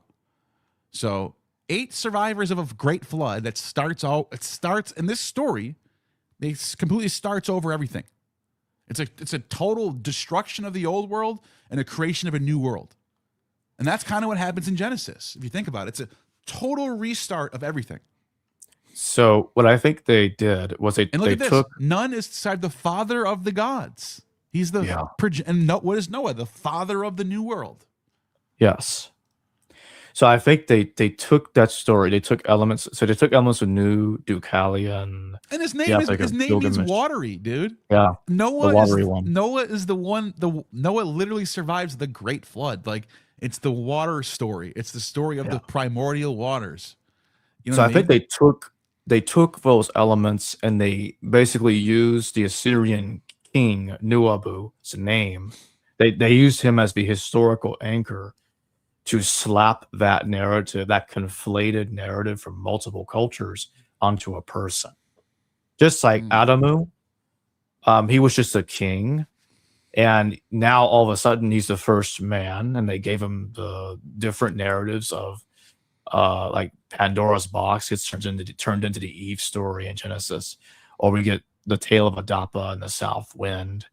Elements of those narratives were conflated and attributed to that man. And so that's what I think they did. Are you serious? Are you kidding me right now? Is this real? Yes. There really is a god called Kek with a frog head? Yes. That's not an online joke? That's where they got it from, actually. This is where they got the idea from? I thought it was from that meme. And the meme is from here. So they got the idea. I'm pretty sure they got the meme from here. Yeah. I love it, dude. That's funny. Yeah.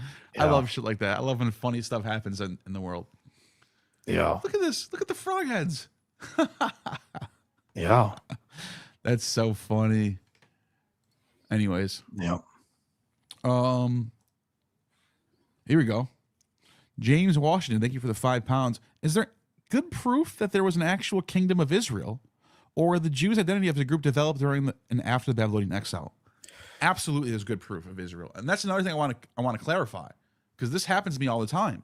When I bring up dating the Hebrew Bible, people go, "But wait a minute, you think they just invented this whole story from thin?" No, I don't. The kingdom of Israel, the kingdom of Judah, 2 separate kingdoms thing, that looks historical.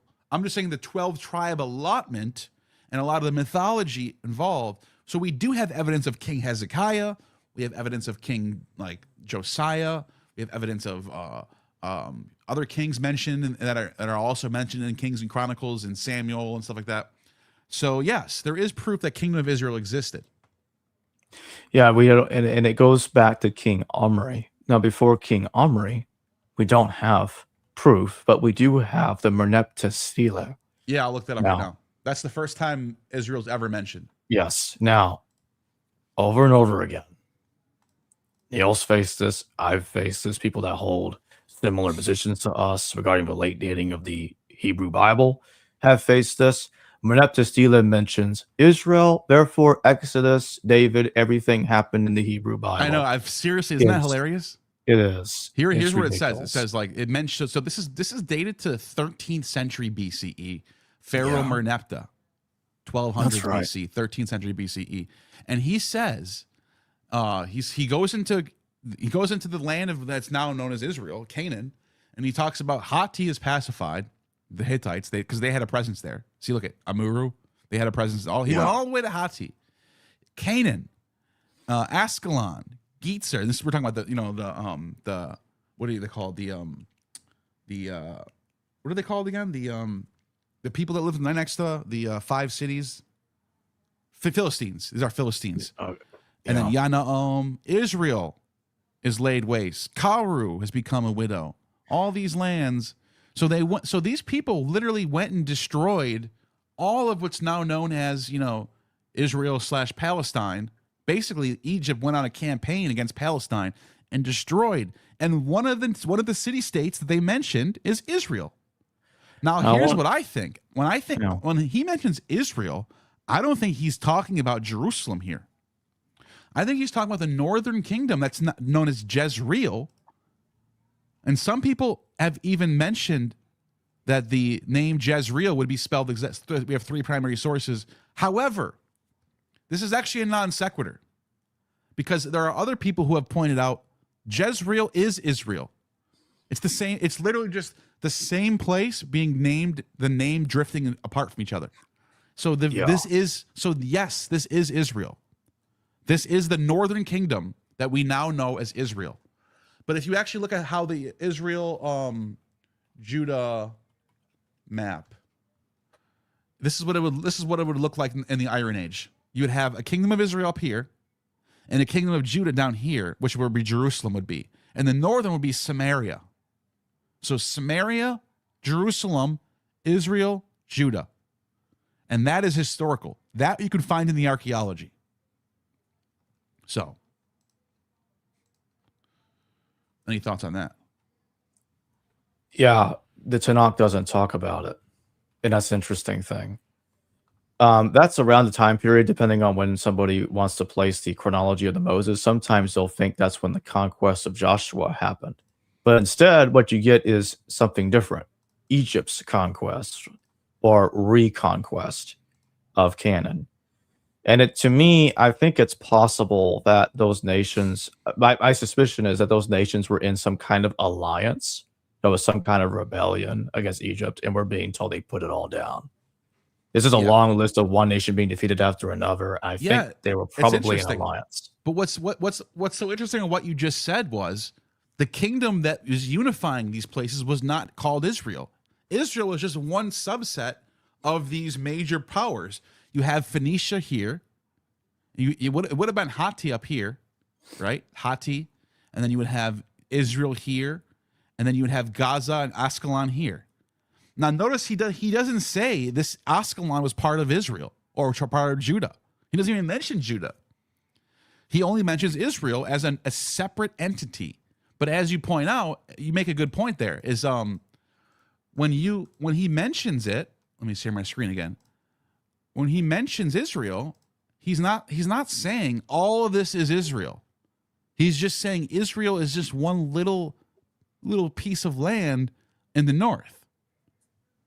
And actually, what's even funnier is this place right here, Tejenu, is not even in the Middle East. It's in Africa still. Look, Libya. So he went on some sort of campaign all over the place. It wasn't just particular one country. But yes, you might be, I think you're right. I think there was some sort of alliance against Egypt at the time period. And they shut it down very quick.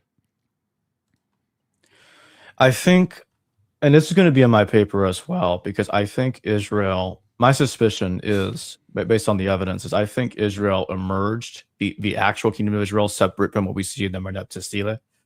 I think the nation of Israel under King Omri emerged as a kind of a vassal state under the careful watch of the Assyrian monarchy, the Assyrian government. And that's because, I don't think it's a coincidence that a century later, after we get the Assyrian captivity that takes place, it's not long after the historical, actual King of Israel shows up. And let me make one more point to that effect. It is interesting that Kings doesn't tell you who Omri's parents are. It actually doesn't tell you at all who the parents of Omri is. We're not told he's a descendant of David. So there's not even a claim that he descends from David, despite the house of David being mentioned in the Vitel Dan Stele. Kings itself does not tell you who the parents of Omri are. It just won't tell you. And so my suspicion is Omri was a problem for the authors of the Tanakh. They couldn't get around Omri being, I think, the actual first king of Israel, because I think all the ones that were supposedly kings before him, I think, are just fictional. There's no evidence. We don't have any evidence, and they're not even bothering to make something up about Omri being related to David or to somebody else that's authoritative. They just don't get to that in Kings. And I think that's because they couldn't. And at the same time, they also had another problem. At the time they were creating this stuff, not many people in the ancient world could read, but the ones that could read could check them. So they also had to be careful with the way they constructed the narrative. And so they were limited in what they could actually say. To an extent, but it was possible for them to pull this off because most people back then could not read or write. Yeah, and not only that, a lot of people say, like, I've heard some people point out to me, what you're talking about is crazy, because how can they just rewrite their whole history and then no one notices this? Like, no one contests this is their history. First of all, we don't even know if people did contest this. Because who's going to preserve that?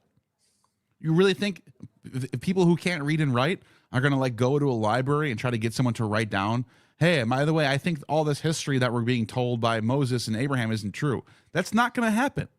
It's just going to, after 30, 40 years, it's already gone. The time period has already changed. It's already a new generation of people. And that's all it takes. Not only that, they just survived being taken out of their homeland for 70 years, going into Babylon, and then brought back by the Persians.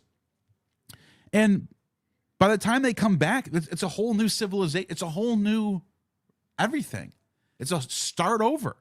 So after the Persian period, you have a perfect opportunity to rewrite your history. Even after the Hellenists, even after the Persians are conquered by the Macedonians, I can see that being a perfect time period, because that's a whole new regime. The whole new world order now has just started, and like half the Middle East has been under warfare for the last 20 years, with Alexander chasing down these Persians and he sacks the Phoenician city-states, the coastlines. He goes into Egypt. He goes into Asia Minor. He goes into Babylon. He goes all the way to Afghanistan, wipes the whole world. It's a whole new world after that. A whole new educated elite, a whole new everything. The people, the average everyday Joe farmer, they don't have a clue what happened 50, 60 years ago. All they know is like their whatever their parents told them. Like, they just know some stories, some mythologies, some stuff like that. But they don't know there was a King David or not. They don't know that. When we look in the 1st century BC, look at the agenda of Ptolemy II or Ptolemy II. What he wanted to do, he wanted to create a syncretic history. He's the same one. Not only is he the same one that commissioned the creation of the Septuagint, he's the same one that commissioned Manifu to write his Egyptica, his history. And during his reign, you had a high priest correspond with a king of Sparta. And during that correspondence, which we have, we're being told that oh, let's just say Abraham, that's the Spartans are of the stock of Abraham. Like, what the hell? So Yes. this So is you could this is see happening in the real same time. this is in the same century that we're getting Manifu and that we're getting the Torah in both Hebrew and Greek. So this is all happening at the same time, around the same time. And Exactly. so, and what I think was going on here is I think that in the first century BCE, the Judeans, the Israelites, they were trying to distance themselves from the Assyrian origin of Israel, and they wanted to create a new story and say, well, we had nothing to do with Assyria. We didn't emerge under the watchful eye of the Assyrians. We came from Moses. And Right. so Manifu talks about this guy called Osarsiv. And now I think Israel Kano is right that Osarsiv is based on I think he's a 12th century BCE individual called Ursu. Now, Ursu did do similar things to the Osarsiv of Manifu. He rebelled. He seized control of Egypt. He asked for Asiatics to come in and help him out, whereas in Manifu's story, he's asking the Hyksos to come in and help him out. And both Ursu and Osarsiv suppressed worship. Ursu suppressed the gods. Oh, the gods are just men. Why are we worshiping them? Mm-hmm. And Osarsiv did something very similar in Manifu's account. But what Manifu does, he then makes a claim at the end of the story that is clearly false. He says, after Osarsiv had left, he changed his name to Moses. Yeah, that's in Josephus too, right? Well, yeah, because Josephus is quoting Manifu. So that's why it's in Josephus. So Manifu concocted Moses out of a rewritten story of the historical man named Ursu. You see him right there, Ursu Ashasu. Mm-hmm. Israel Kanol's right there. And I think he's right. The similarities between the two are overwhelming. So Manifu is using Ursu's narrative to fabricate the story of Osarsiv. So the historical Moses is actually this guy right here, Ursu, is what you're getting at. I mean, well, in a way, that's from a certain point of view, yes. Not saying that Moses is the story of Moses in the Bible is true. Saying exactly that the character has its origins in this character, right? This person who's actually a real person right here. Yes, and so that's fascinating to me. So what they did was, so Manifu copied Ursu, turned him into Osarsiv, then claimed he became Moses. But what's interesting is Manifu doesn't even make a claim that, oh, well, after Osarsiv left, he went to Israel and stuff like that. He actually doesn't make those connections. Those connections show up in the book of Exodus, which is a response to Manifu. So it takes Manifu's ideas and makes the connection even more clear. But Manifu is giving the basis, the foundation for the story that they needed. And again, what did they have in common? Ptolemy II. He is ordering the creation of all of this. Manifu, Septuagint. He's connected to this whole thing. He's the common denominator. Just want everybody to understand that. Yeah, and let's look at Josephus. Even thinks that this is like the origin of the Exodus. Yeah, Manifu himself makes no such connection, as Wiki does correctly note. Right.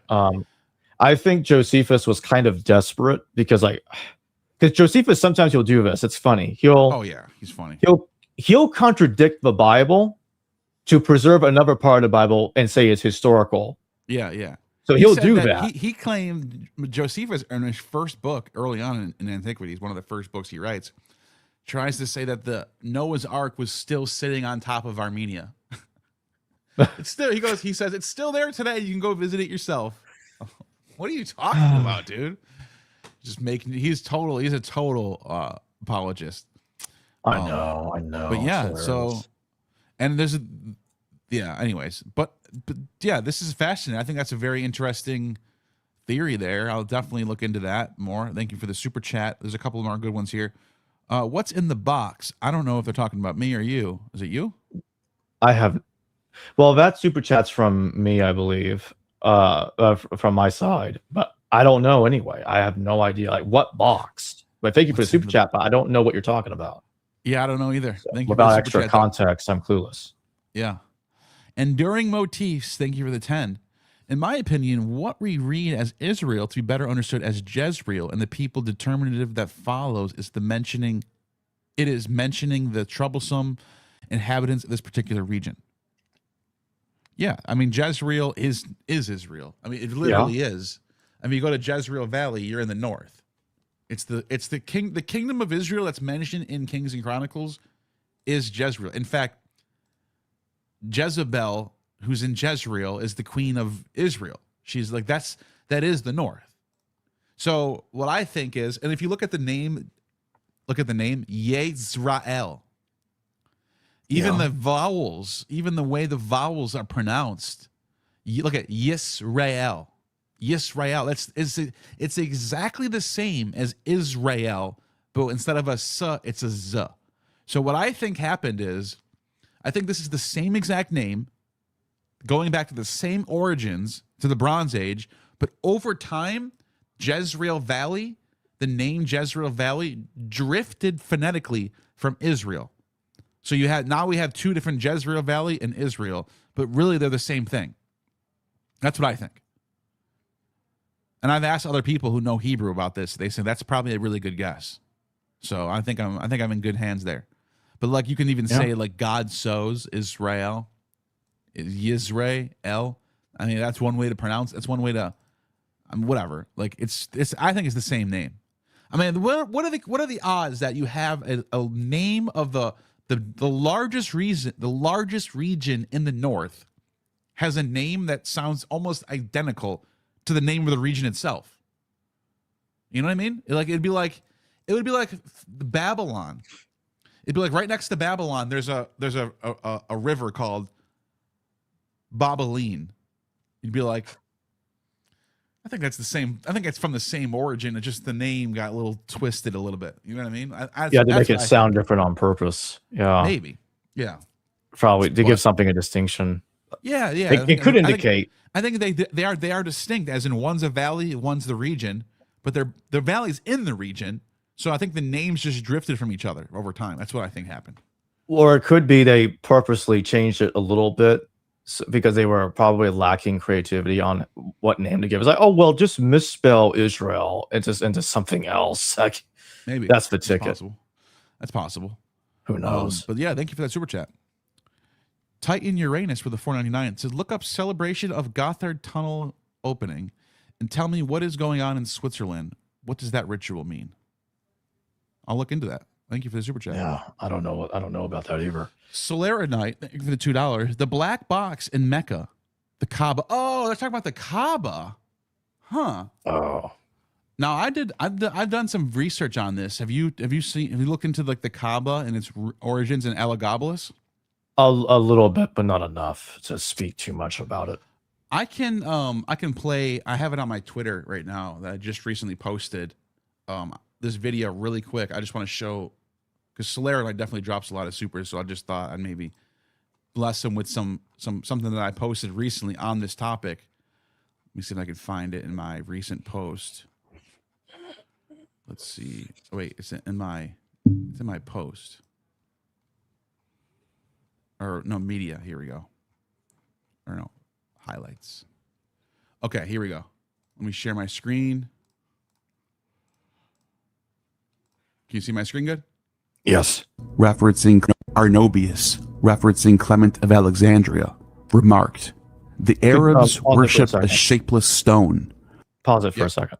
Could you take the super chat down so it doesn't block some of the words? Oh, okay. Yeah. Yeah, it's blocking some of the words in the video. Go ahead. Okay. And let me take these off real quick, too, while we're at it. Yeah. Arnobius, referencing Clement of Alexandria, remarked, the Arabs worshipped a shapeless stone, prostrating themselves before it. Stephanos of Byzantium links Dusaris with the highest peak in Arabia, possibly a Hejaz mountain, cloaked in vines and sugarcane. Greek interpretations identified Dusaris as a Dionysian figure, an idea already proposed by Herodotus all the way back in the 5th century BCE. who noted that the Arabs worship only Aphrodite Urania, Aphrodite of heaven, and another defined figure equated with Dionysus called Oraltalt. Homer even describes Mount Nisa being beyond Phoenicia in Arabia near Egypt's streams, which would bring us to Mount Sinai region, intersecting with roads from Heliopolis to Apamea and onward to Antioch on the Orontes. A cult of Emesa, modern-day Homs, emerged around an enigmatic black aerolith or Bethel known as Elegbal, or God of the Mountain. This sugarloaf-shaped Bethel was venerated as a sacred manifestation of the sun, a black cube or black. By the way, in Arabic, it's Al-Gabal. I'm just doing a transliteration. In Arabic, it'd be Ilah al-Jabalis, but it is the same. It is Allah al-Gabal. So I'm not like making up my own. Like it is correct. It's just I'm just doing an English transliteration of Allah Gabal. It's God Gabal. The name is Gabal. God, Allah means God. Stone, similar to the stone in Mecca that represents the god Allah. Interestingly enough, Allah is cognate with El, which is from Allah Gabal as well. Some scholars have pointed out Allah Gabal might be a precursor to Allah of the Arabians, and the black stone at Mecca might not be a coincidence, but might be directly influenced by the cult of Elegbal of the Arabians. The invincible sun, Sol Invictus, is depicted on several coins, often situated in his temple behind an eagle, a symbol of celestial authority, shared by other Syrian deities. On some coins, the eagle perches atop the sacred aerolith, which was adorned for rituals with garlands. Like El Gabal, or the ball of Mount Carmel, Dusaris, gold. Anyways, I go into different gods that have the black stone stuff. But yeah, I think that's what they meant by the. I think they were talking about me recently putting that out. Maybe I don't know. I'm just guessing. But yeah. Oh, I wanted to at some point get into what Ian Young says about dating Hebrew. Oh yes. Can I pull that article up? Yeah. So there's an article he put out. He has two articles out. One of them is, isn't it time to break up with linguistic dating? Rethinking Horncall's method. And this is the old paradigm of dating biblical Hebrew to 700 BC, which he thinks is totally flawed, totally circular. The other article is linguistic dating of the Bible. Hold on. By the way, these are both published with Arizona University, just so you know. Ian Young and Robert Rizzecco. I've had Ian Young on my channel. In fact, if I can, I want to play just the intro of my Ian Young video, just for anyone who hasn't seen this yet, and I want to promote it. Like, you guys got to check this video out. I'm just going to play the intro real quick, if you don't mind. Just give me one second. And then let me just do unmute tab, make it bigger. Okay, now let me share my screen.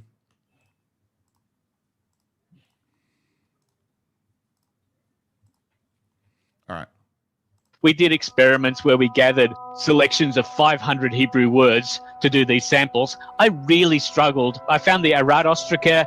I shoved in a lot of personal names to get up to 500 words because they're quite small. So they're only little tiny windows into what language would look like, where we actually have dated and localized language. And when we look at the inscriptions, you often hear people say, well, the inscriptions are just like early Hebrew in the Bible, and they prove that classical biblical Hebrew is early or something like that. But as I said, I found quite a few late biblical Hebrew features, but I find a ton of things in the inscriptions that are either really rare in the Bible or just not found at all. Here's something that I always keep coming back to. In our pre-exilic inscriptions, there's only a few things that we have quite a lot of. I mean, one thing that everyone accepts, as far as I know, is that all of our biblical texts are written in a later style of spelling. And supposedly early Hebrew, you've got like Yirmiyahu, Jeremiah. Yahu is divine element at the end of a word, or you get Yirmiyah. Yirmiyahu is supposed to be early, Yirmiyah is supposed to be late. We have a solid number of names, especially from the northern part of Israel, which end in Yao. So in other words, not Yahoo, but Yao, a contracted form. And they're relatively well attested in our pre-exilic inscriptions. There is not one of them in any biblical text.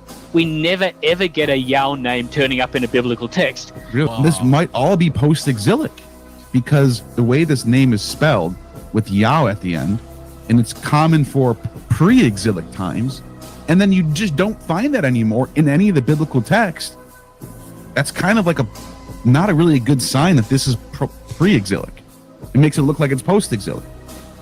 Yeah, it makes it look like post-exilic, or that it's been solidly edited in the post-exilic periods. And it really shows that the author had a mastery of classical language, classical Hebrew style, that he can write really good classical Hebrew, but with some Qumran peculiarities to it. Okay. So, oh wait, there we go. Okay, so I don't know if you understand. Okay, I think it was very clear how he explained it, but just in case anyone's he's saying there's this paradigm. It's known as Heronkal's method. It's very scientific. I'm not saying that his method is bad. I'm saying there's some flaws, according to these scholars here. There's some flaws with it, and it's causing us to be caught in what they call a paradigm. Heronkal's paradigm. We're stuck in this paradigm, an older paradigm of trying to date the Bible. And I'm just going to read real quick just what he says in, I think it's the introduction, where he says, Aaron Heronkal's diachronic diversity into classical Hebrew may be sparking renewed scholarly engagement over one of the thorniest problems in biblical scholarship, whether we can use the Hebrew Bible's language to establish when different parts of it were written. Heronkal's answer is confidently yes. For those of us more skeptical of linguistic dating, the confidence is more revealing than the data itself. Heronkal is a major figure. By the way, look up Heronkal while I'm reading this, just if you can. If you can look up Aaron Heronkal, just to find out who he is and what his background is. I'm curious. Heronkal is a major figure in the scholarly tradition that seeks to chart the development of biblical Hebrew over time. Following the footsteps of the late Avi Hurwitz, his mentor and a giant in the field, this book takes the core premise of that tradition that there's a meaningful linguistic divide between classical biblical Hebrew, typically associated with early pre-exilic writings, and late biblical Hebrew, typically associated with later post-exilic writings, and pushes it further. Heronkal argues that even with classical biblical Hebrew, he can detect distinctions. Most notably, he claims that the Hebrew of the Pentateuch differs in significant ways from that of early books within the prophets and writings.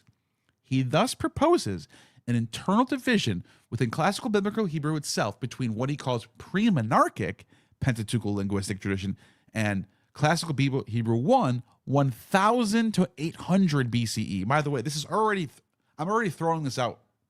Why? What gives me, an amateur, the right to just throw this out? Because the archaeology says no to this. Error. Here it is right here. I have the book right here. Israel Finkelstein, one of the go-tos when it comes to dating the Hebrew Bible. He says, assembling all the available data for scribal activity in Israel and Judah reveals no evidence of writing. No evidence of writing before approximately 800 BCE. In fact, it shows that meaningful writing in Israel began in the first half of the 700s BCE, while in Judah, it commenced only in the late 700s BCE. So the late 8th century, almost to 600s BCE. And more so in the 700s, 7th century BCE, 600s BCE. Past ideas regarding the date of the compilation of biblical texts were based on the testimony of the Bible and hence fall prey to circular reasoning. Recent archaeological and biblical research has made it clear that no biblical text, let me make myself big for this real quick. This is Israel Finkelstein. The Forgotten Kingdom. Peer reviewed by the SBL itself. Society of Biblical Literature. Recent archaeological and biblical research has made it clear that no biblical text could have been written before 800 BCE in Israel, and about a century later in Judah, which is Jerusalem. This means that the earliest northern texts, such as the core of the Jacob cycle in Genesis, were probably put into writing after the first half of the 8th century. During the period, so 700s BC, during the period of the prosperity of Israel. So this is, by the way, he isn't saying that this is when it was written. He's saying this is when it's possibly written. Possibly written. He's not saying we have evidence of the Torah in the 700s BCE. Let me make that very clear. He's not saying we know the text was written in the 700s BCE. He's saying that's when it's first possibly written. Before that, it's not even possible. Okay. Just want to make that very clear. Let's go back to what this guy's saying now. Thus, Horncall proposes an internal division between classical biblical Hebrew itself, between what he calls pre-monarchic Pentateuchal legal tradition, 1,000 to 800. What are we doing? This is why I'm telling you, dating the text by doing linguistic dating is flawed, dude. We're fucked. If we have think about math, PEMDAS, right? You guys know what PEMDAS is? You know what PEMDAS is, right? Order of operations. Yeah. Here, let me share my screen. I'm gonna go back to this in a second. PEMDAS, order of operations. In mathematics, computer programming, the order of operations is a collection of conventions with arithmetic operations.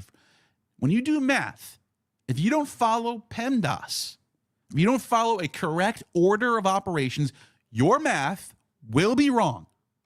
Let me give you an example. If I do this problem right here, 1 plus 2 times 3 equals 3 times 3 equals 9, right? 3 times 3 is 9, right? 1 plus 2 times 3 is also 9. But what if I decided to do 3 times 2 plus 1? What if I decided to ignore the parentheses? Let's pretend parentheses is archaeology. What if I decided to ignore the archaeology? You have to do parentheses first. Exactly. You have to do the parentheses first before you can get to 3 times. Whatever this isn't here has to be figured out before you multiply this over here. So why am I bringing that up? Because for this dude to just say, I think classical biblical Hebrew is 1,800, and then the rest of it's 800. What are you doing? The archaeology already told you you're wrong. So yeah, maybe you can lump in what you want to call pre-monarchic. You probably should change the name by this time. If you want to just call it class A of writing, and then the other one you want to call it class B of writing, fine, do it. Be scientific as possible about that. I don't even think his classification is wrong, but the dating is all circular. He's literally saying, oh, I think this text is 800 to 1,000 because they all match Deuteronomy, and Deuteronomy is the oldest. Well, how did you get to Deuteronomy being the oldest to begin with? You just you use that as an axiom. So your math is wrong. So here's what he says about this. On the surface, this sounds precise, perhaps even scientific, but is it justified? While Horncall is upfront about the challenges of textual transmission, the texts are late, edited, and transmitted in ways that muddy linguistic signals. He remains far more optimistic than many about what can still be gleaned. Yet he underestimates how deeply editorial and scribal processes have shaped the linguistic profiles of the biblical writings. This, we believe, is the heart of the issue. There's no doubt that Horncall has done his homework. He walks readers through 12 deep dive linguistic case studies grouped into 2 parts: variant perceptible in the combined Tiberian biblical reading, written tradition, and variation limited to the written component of the Tiberian biblical tradition, to build his case for a diachronic variation or change in language through time within classical biblical Hebrew. He has assembled a fascinating collection of distribution patterns. Yet, even as he acknowledges the fragmentary, ambiguous, and multivalent nature of the data, he remains optimistic that these patterns tell us something about when the books were written. Unfortunately, many readers will miss how highly selective such studies can be. Scholarship in Horncall's paradigm often highlights evidence that fits the preconceived model, while sidelining anomalies and counterexamples. This book is no exception. So he goes on and on to just slaughter. This is a really long, no, it's not that long, actually. It's very short. He goes on and on to slaughter. And he says, and I'm just going to, I'll link this I'll put the link in the description. It's in my video for here, I'm going to do this. I'll put a link in here right now. You guys can check that out.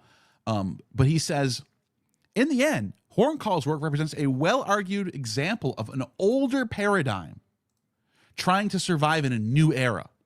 His case studies are meticulously done and worthy of attention, but until we fully reckon the compositional and textual realities of the Hebrew Bible, linguistic dating will remain at best a hopeful guess, and at worst, a circular exercise in self-confirmation.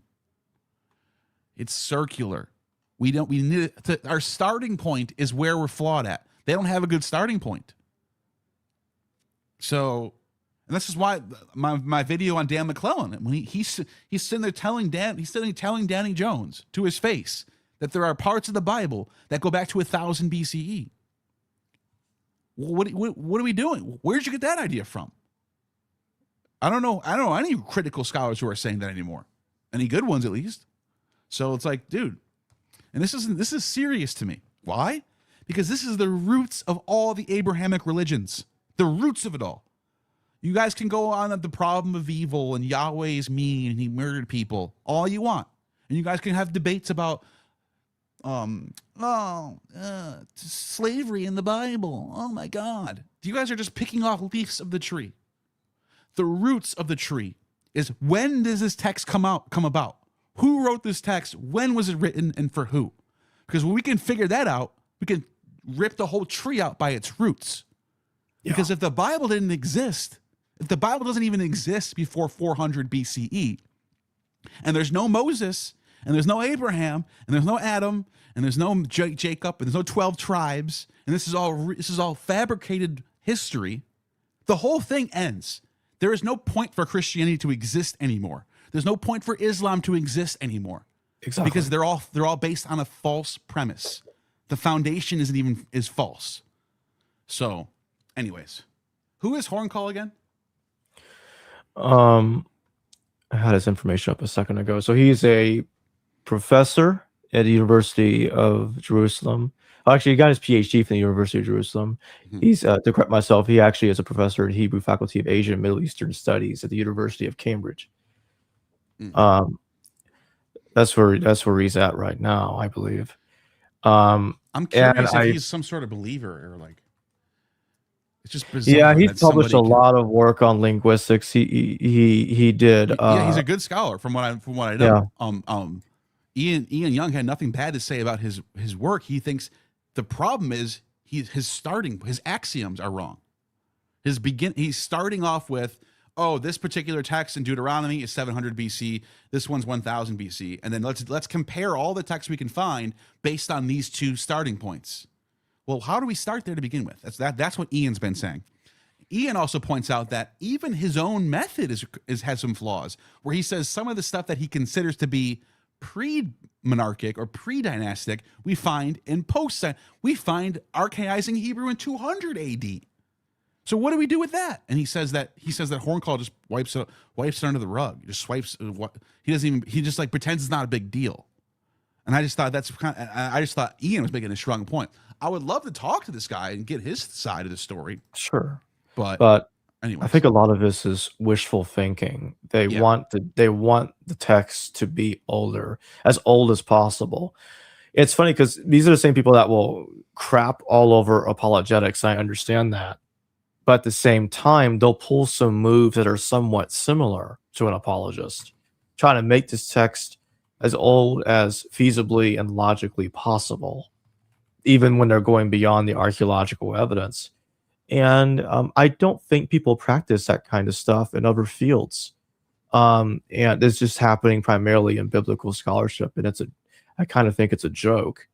I would be surprised. I would be surprised if Aaron Horncall was not a Christian or a Jew practicing. Like, I would be surprised if he is just a secular non-believer coming at it this way. I would be shocked if that was the case. They're out there. He's just ignoring the archaeology, just ignoring what Gad's saying, what Israel Finkelstein is saying, and ignoring and just going, yeah, I actually think these texts are 1000 BC. I would be shocked if that was the case.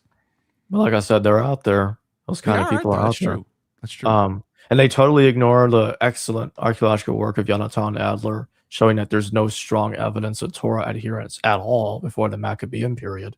Yeah. They just totally sweep it under the rug. Yeah.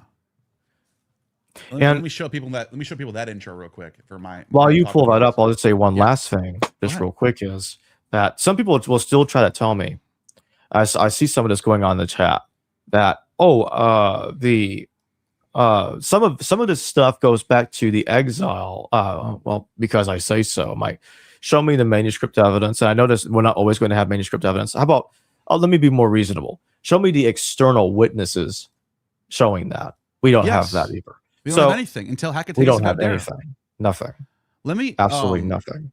Yeah, let's talk about Elephantine after I show. I want to show my introduction with Yonatan and my introduction with Gad, and then we'll talk about Elephantine after that. So, most scholars would say the Moses tradition probably started being written down in the 700s. Now, this is one of my big problems with Dan McClellan. He uses weasel words. You guys know what weasel words is? Here, let me show you. I think he's I think he's out of his element when it comes to a lot of subject that he talks about. A weasel word or anonymous authority is a word phrase aimed at creating an impression that something specifically meaningful it says.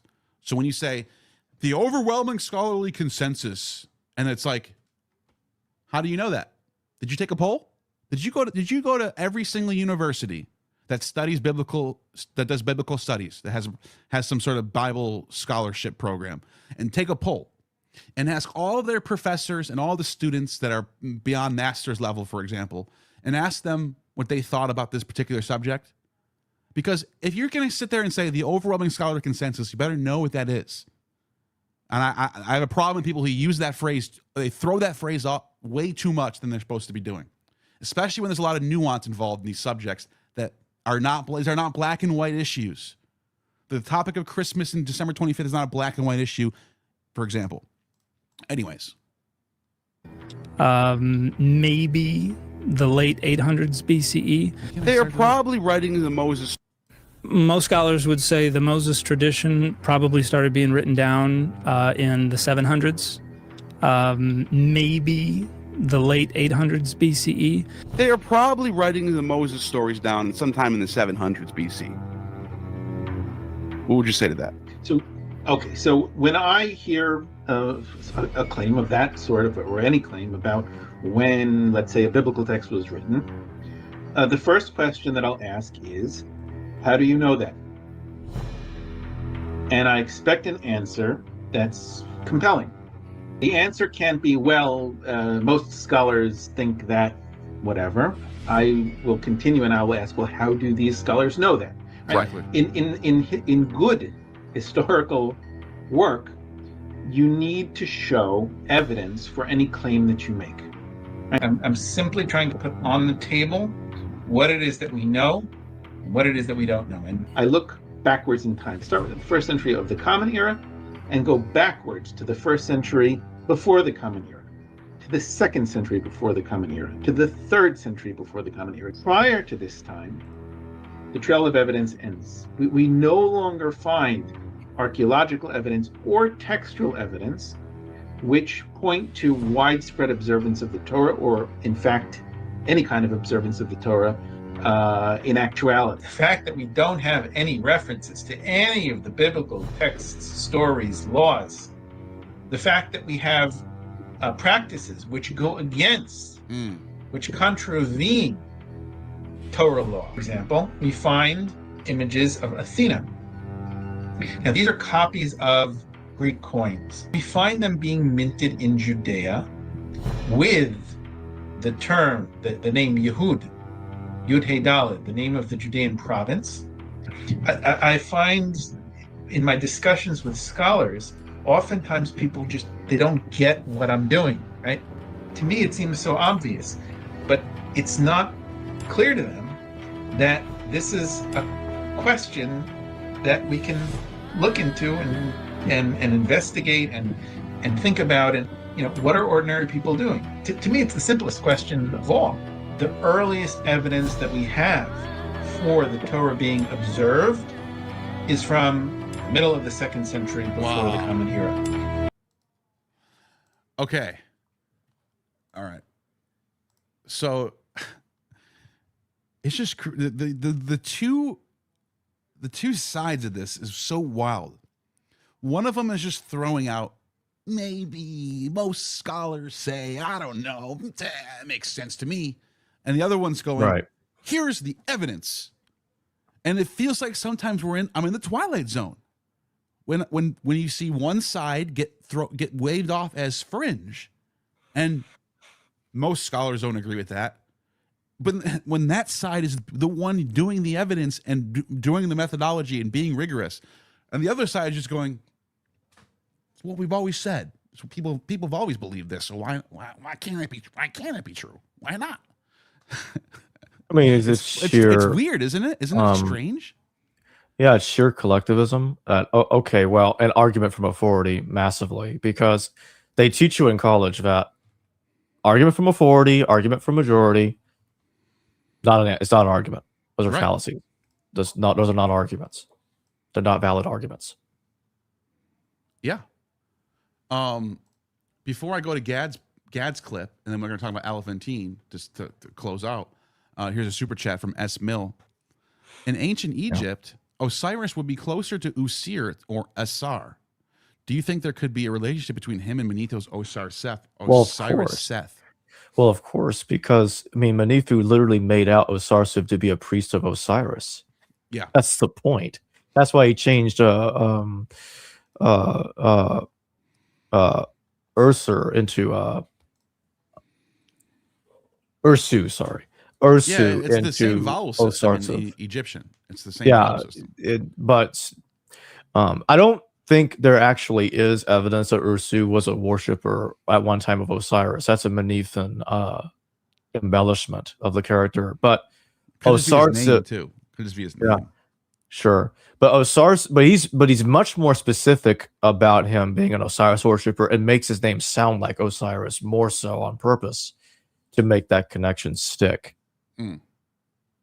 Yeah, I like that. Yeah. Interesting. And the last one for now, James Washington, thank you for the 10. So thank you. So there was a supposed kingdom of Israel in 1200 BCE, even though that inscription doesn't specify that it's an area named or state, but nothing important archaeological is being found until Alexander's time.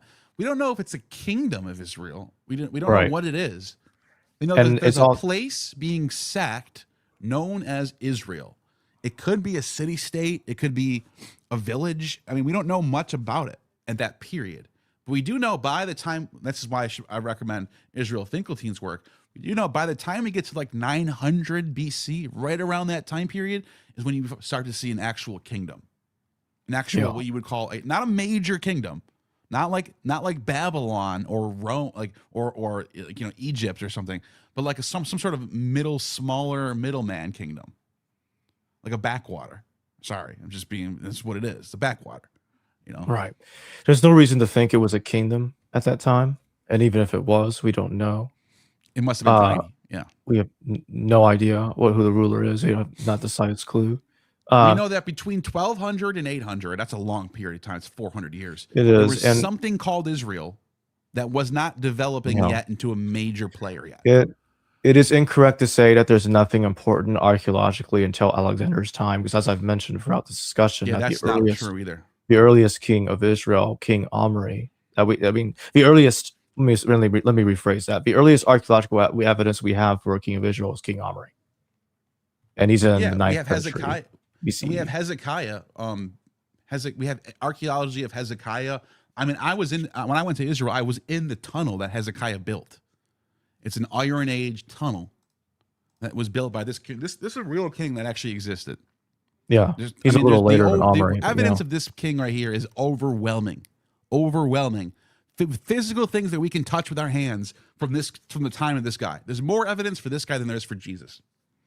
And I mean physically. I don't mean real. I don't mean like as a person, like we're not going to doubt that. I'm just saying physically, things you can touch with your hand that are connected to this guy, we have it. This guy existed. He's mentioned in Assyrian sources. The Assyrians recorded that Sennacherib and his fleet sieged Jerusalem, and Hezekiah paid tribute. So it's not just Jews talking about their own history. It's surrounding sources that mention Hezekiah. There is no doubt. And if you're still doubting that this guy existed, you're just not fair. You're just not being sound with the evidence. You have some sort of bias at play. So there was a kingdom of Israel and there's a kingdom of Judah leading up to 586 BCE. Between 800 and 586 BCE, 900 and 586 BCE, there's a kingdom of Israel. So that is a fact. And we do know about their invasions. You know that they got raided by Egypt multiple times. We know that King Josiah was killed by archers. We know that King Zedekiah had his eyes gouged out and taken to Babylon as his two sons, the two princes, were killed. And we know that Hezekiah held out in the kingdom of Jerusalem as the Assyrians raided them. So these are things we know. These are things we have. Look, here's a cuneiform inscription right here that mentions the tribute sent by Hezekiah, king of Judah. So I just want people to realize it. The kingdom of Israel and Judah are 100% historical. We have tons of evidence for it. The Bible, however, the Hebrew Bible, the Torah, Moses, Abraham, Jacob, the 12 tribes, none of that exists in any of these inscriptions that we're showing right now. None of that. Nothing. So I just want people to know there's a big difference between did Israel exist as a kingdom and was the Torah in circulation as a book or as a story or as a cultural thing? Those are two different questions. We're not even asking the former question. We're asking the latter question. So don't get those two things mixed up. This is a common thing I noticed in my comment section. They'll go, oh, the Mesha stele, the Mernaptah stele, the Taldan inscription. You're wrong. And I just go, what am I wrong? What do those three inscriptions say that makes me wrong?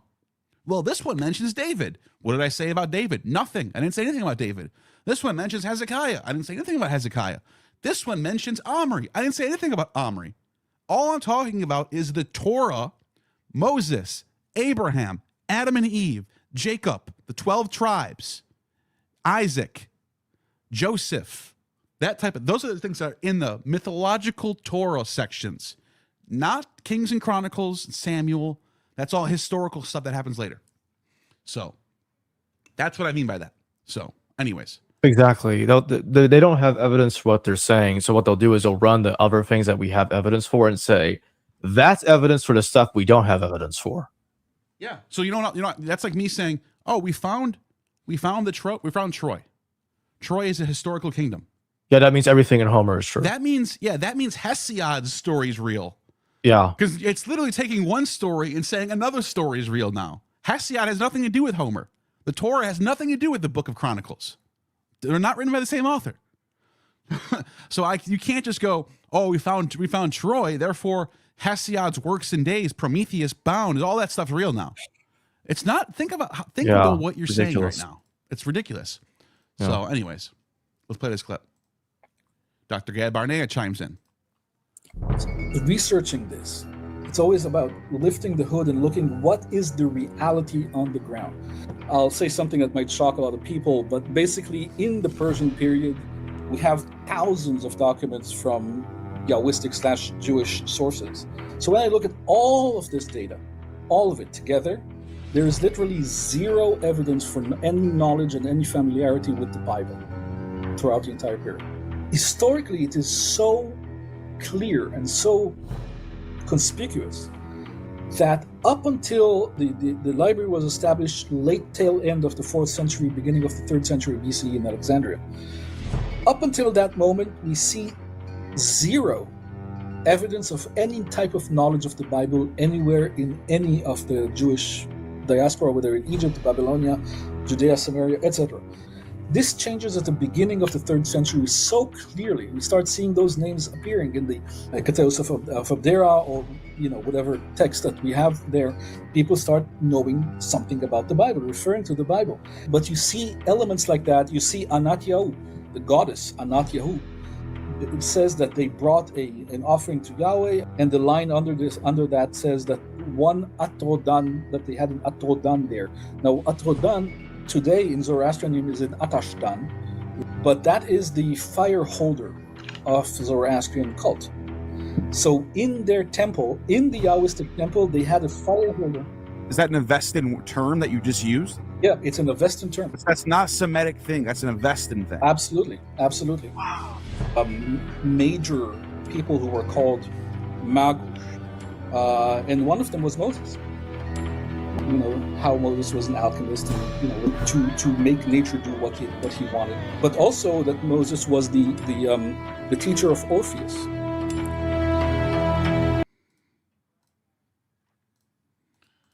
Okay.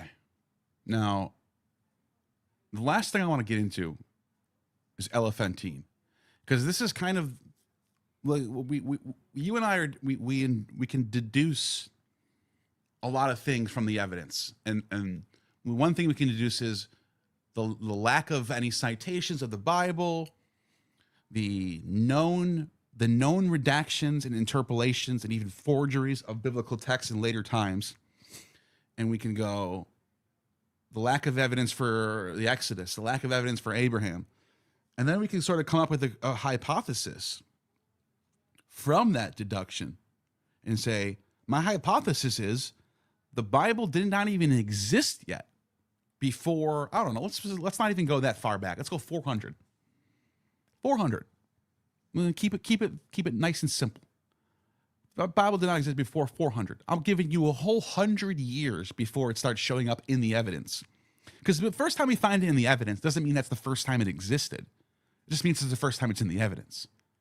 So Hecateus of Abdera, if we grant that the fragment of Hecateus of Abdera is authentic, means 310 BCE, there's a person writing in Greek who's mentioning Abraham and Moses and whatever, the 12 tribes, whatever he mentions. And that's in 310. So that's the first time we see a citation of it. That doesn't mean he's the first person to write about it. I'm giving you a whole 90 years. I'm rounding up all the way to 400 and saying, I don't think the Bible existed at all, before 400 BCE. Now, that doesn't mean there's no form. That doesn't mean there's no form of Yahwism like we find in Ketef Hinnom scrolls. That doesn't mean that characters from the Bible, for example, the Balaam inscription. Let me show this real quick. Balaam inscription right here. Balaam inscription. What is it called again? Oh, Dear Allah inscription. Okay, that doesn't mean that for example, Balaam is mentioned in the book of Numbers. Here's the Dear Allah inscription, dated to 825. And it's written in a really weird dialect. It's not Hebrew. It's some sort of Canaanite inscription. And it just happens to mention this character, Balaam, son of Beor. But here's the problem with this. What else does it mention? Well, it doesn't mention Yahweh. It mentions El, Shaddai, Shamash. It mentions Ishtar. It mentions Shagar. It mentions it's a whole pantheon. And it does mention the Elohim. So there's some sort of pagan not even Yahwism, some sort of pagan Canaanite religion going on here with this character who's fine. Now, the point I'm making is I'm not saying that there's no cultural aspects of Judaism that existed before 400. I'm not saying it just came out of completely ex nihilo. They invented this whole thing. No, I'm not saying that. I'm saying that the Torah as a as a compilation of books of law codes and stories about Moses, Abraham, whatnot, did not exist before 400. That's all I'm saying.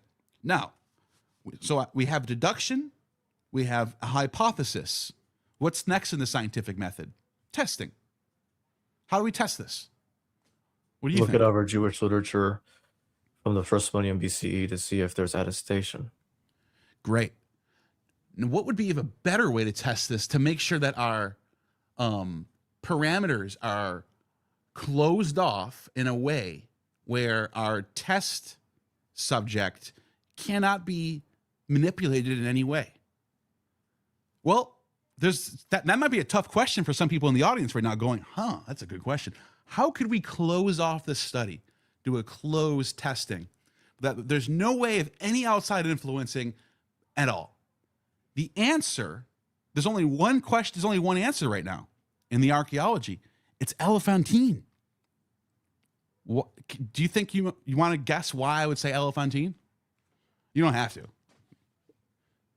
Because there's Jewish texts there from 500 to 400 BCE, and they never talk about the Torah. Right, but the reason why it's closed and not open is because it's a time capsule. Yes. For example, so every year there's probably some city somewhere, some time capsule city. What is it called? Here, this is a time. Let me show you what a time capsule is. Let me just show people what I'm talking about here. Yeah. A time capsule is a historic cache of goods and information, usually intended as a deliberate method of communication with future people to help future archaeologists, anthropologists, or historians. The preservation of holy relics dates back to millennia. Early examples.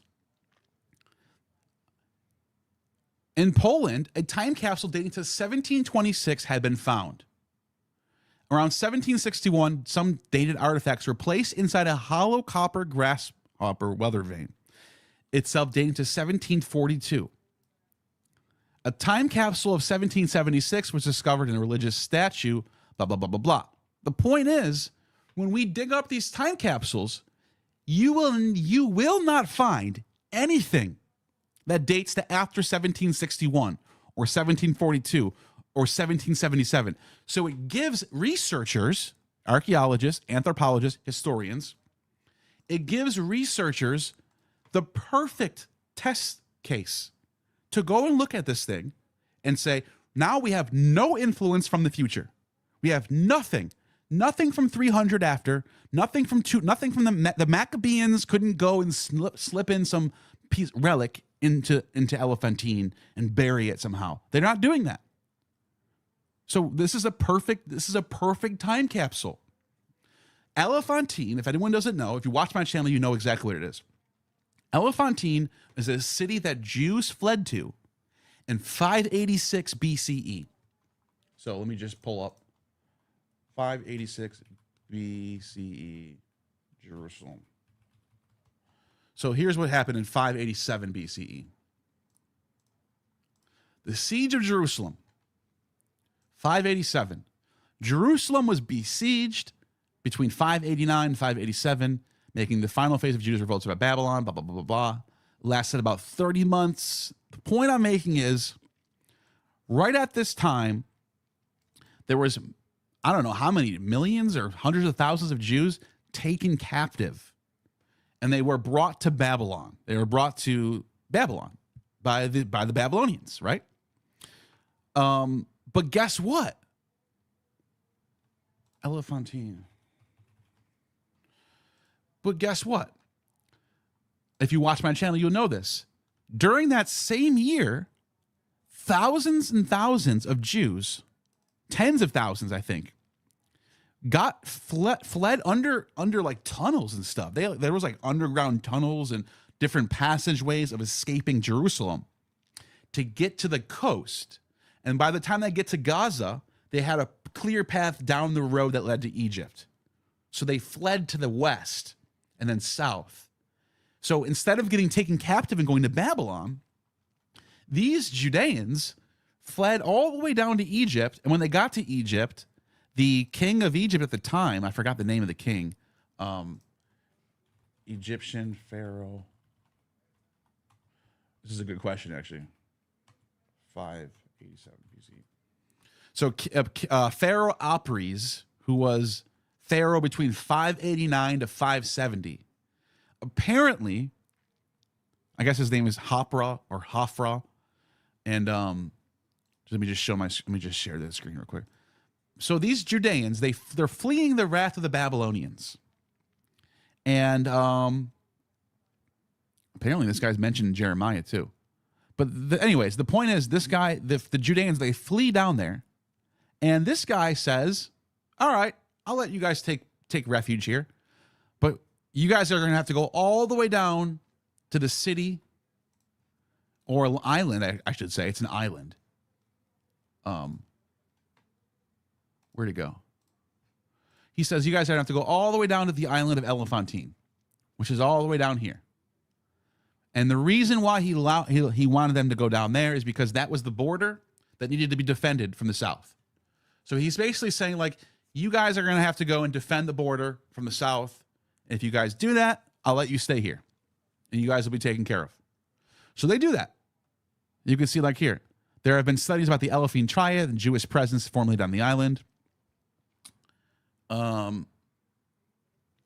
Temples of Yahweh are found here. Anyways, let me see if I can find.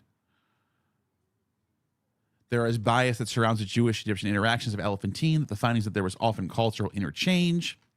The earliest recount of Jewish temples from 525 to 410. And the house of Yahweh was burned down by a Persian military commander due to bribery from the Cooney priest. So there's Jews. We know there's Jews living there. We know when they got there. We know they got there at exactly 586 BCE, and we know that they left right around 400. That's when the temple of Yahweh is destroyed in 410, and they just give up. They just go, let's go back to Jerusalem. They go back in 400. So they're there for about 186 years, give or take. Let's close to 2 centuries. And as I mentioned about time capsules, they leave at 400.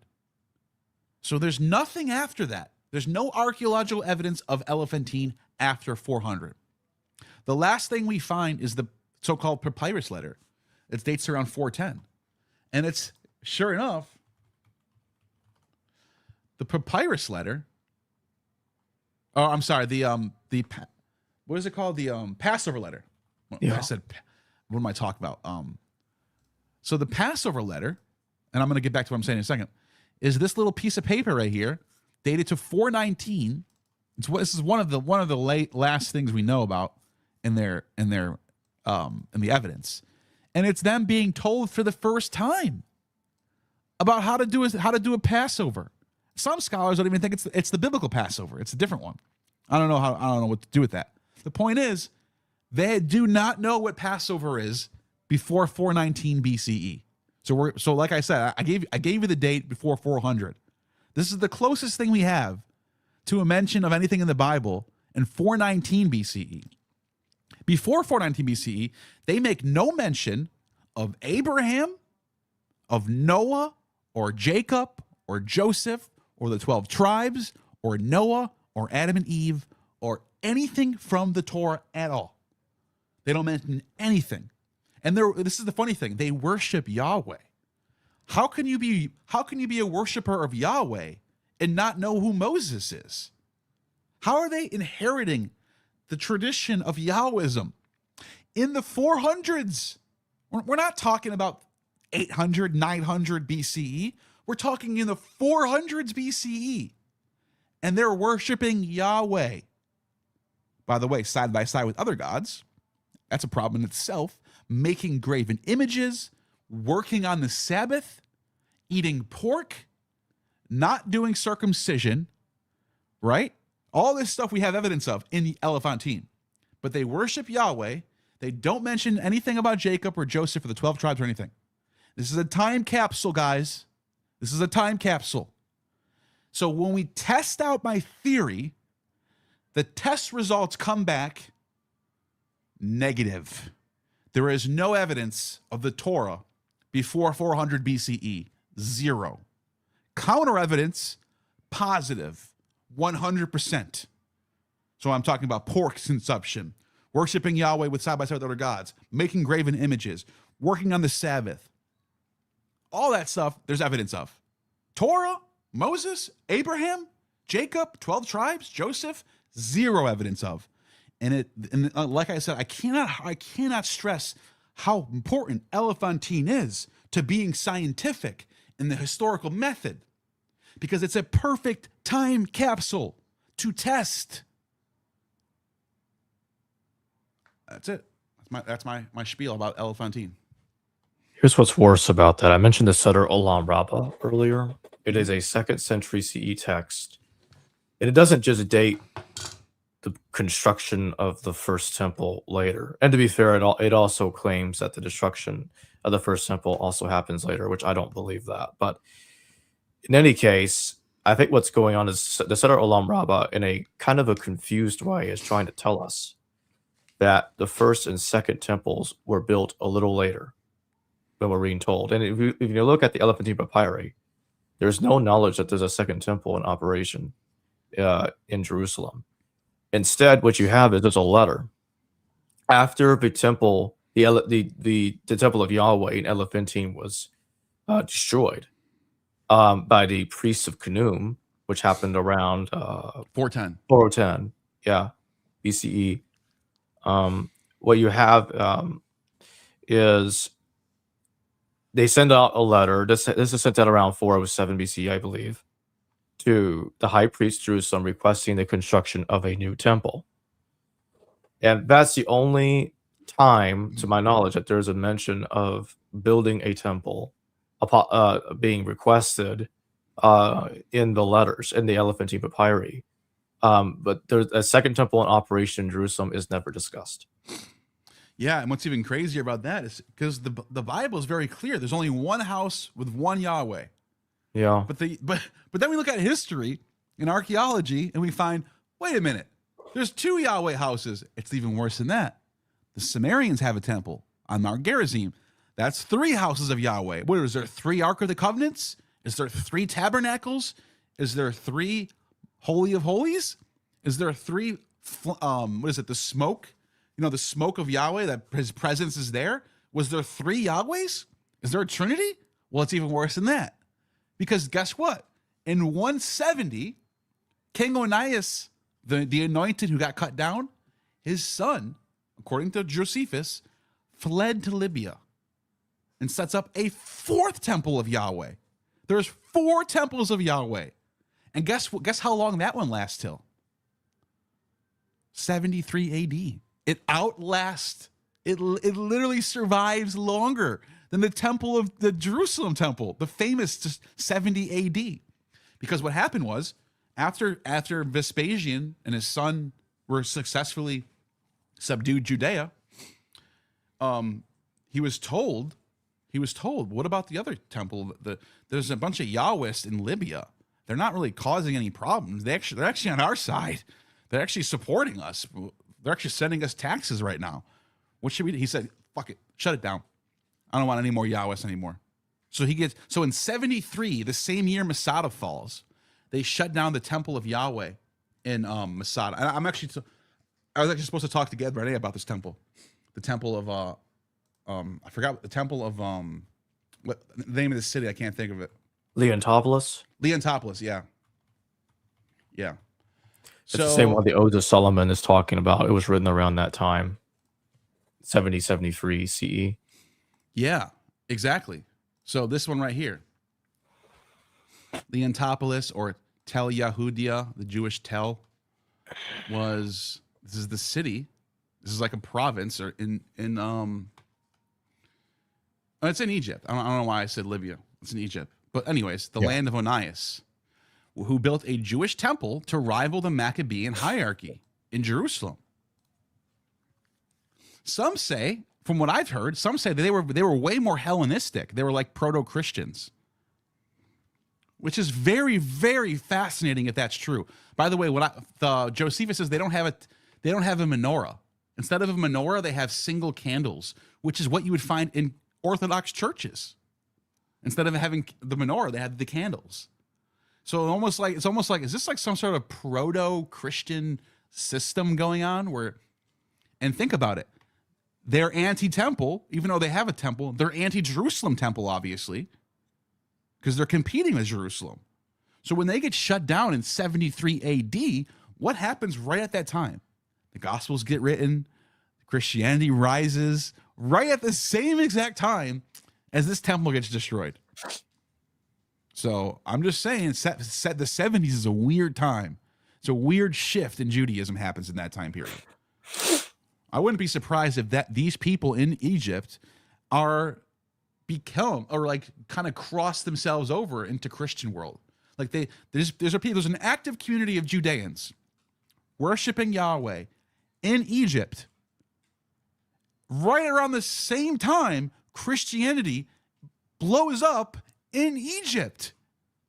Right? Whereas, I mean, the first Christians are all in Alexandria and Syria and Antioch, Syria. I wouldn't be surprised if these are the first converts to Christianity, maybe. You know? Right. The point that I'm making earlier is, because there's some people in chat screaming how that I'm wrong, because I don't even pay attention to those people.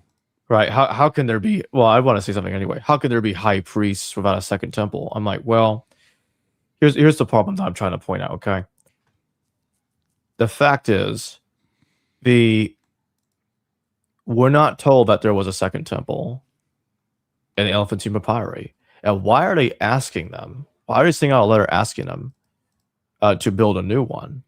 And if I remember correctly, it's not even specifying to rebuild, that it has to be rebuilt in the exact same location. And I could see a problem here. This is another point I wanted to bring up anyway. It would lead up to this next point. What would happen if it turned out to be the case that the second temple was a successor to the intermediate temple that was destroyed in Egypt, and not even an immediate successor to the first one? And so they would want to override that. You know what I'm saying? They would want to, like, no, that's embarrassing. We can't have a middleman temple built somewhere else. Now, I could see why they did that.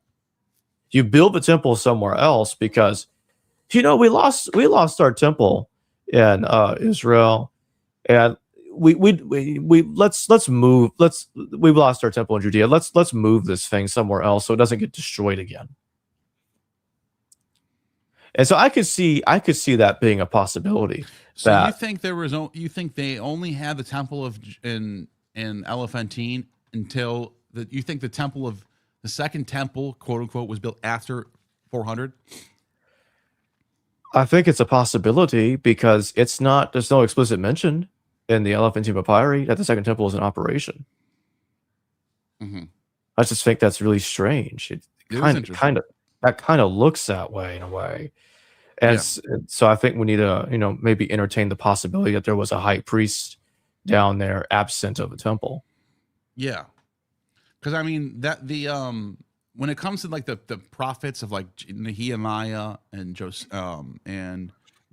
Zechariah, they are talking about like a new inauguration of a temple happening right around the time of Cyrus.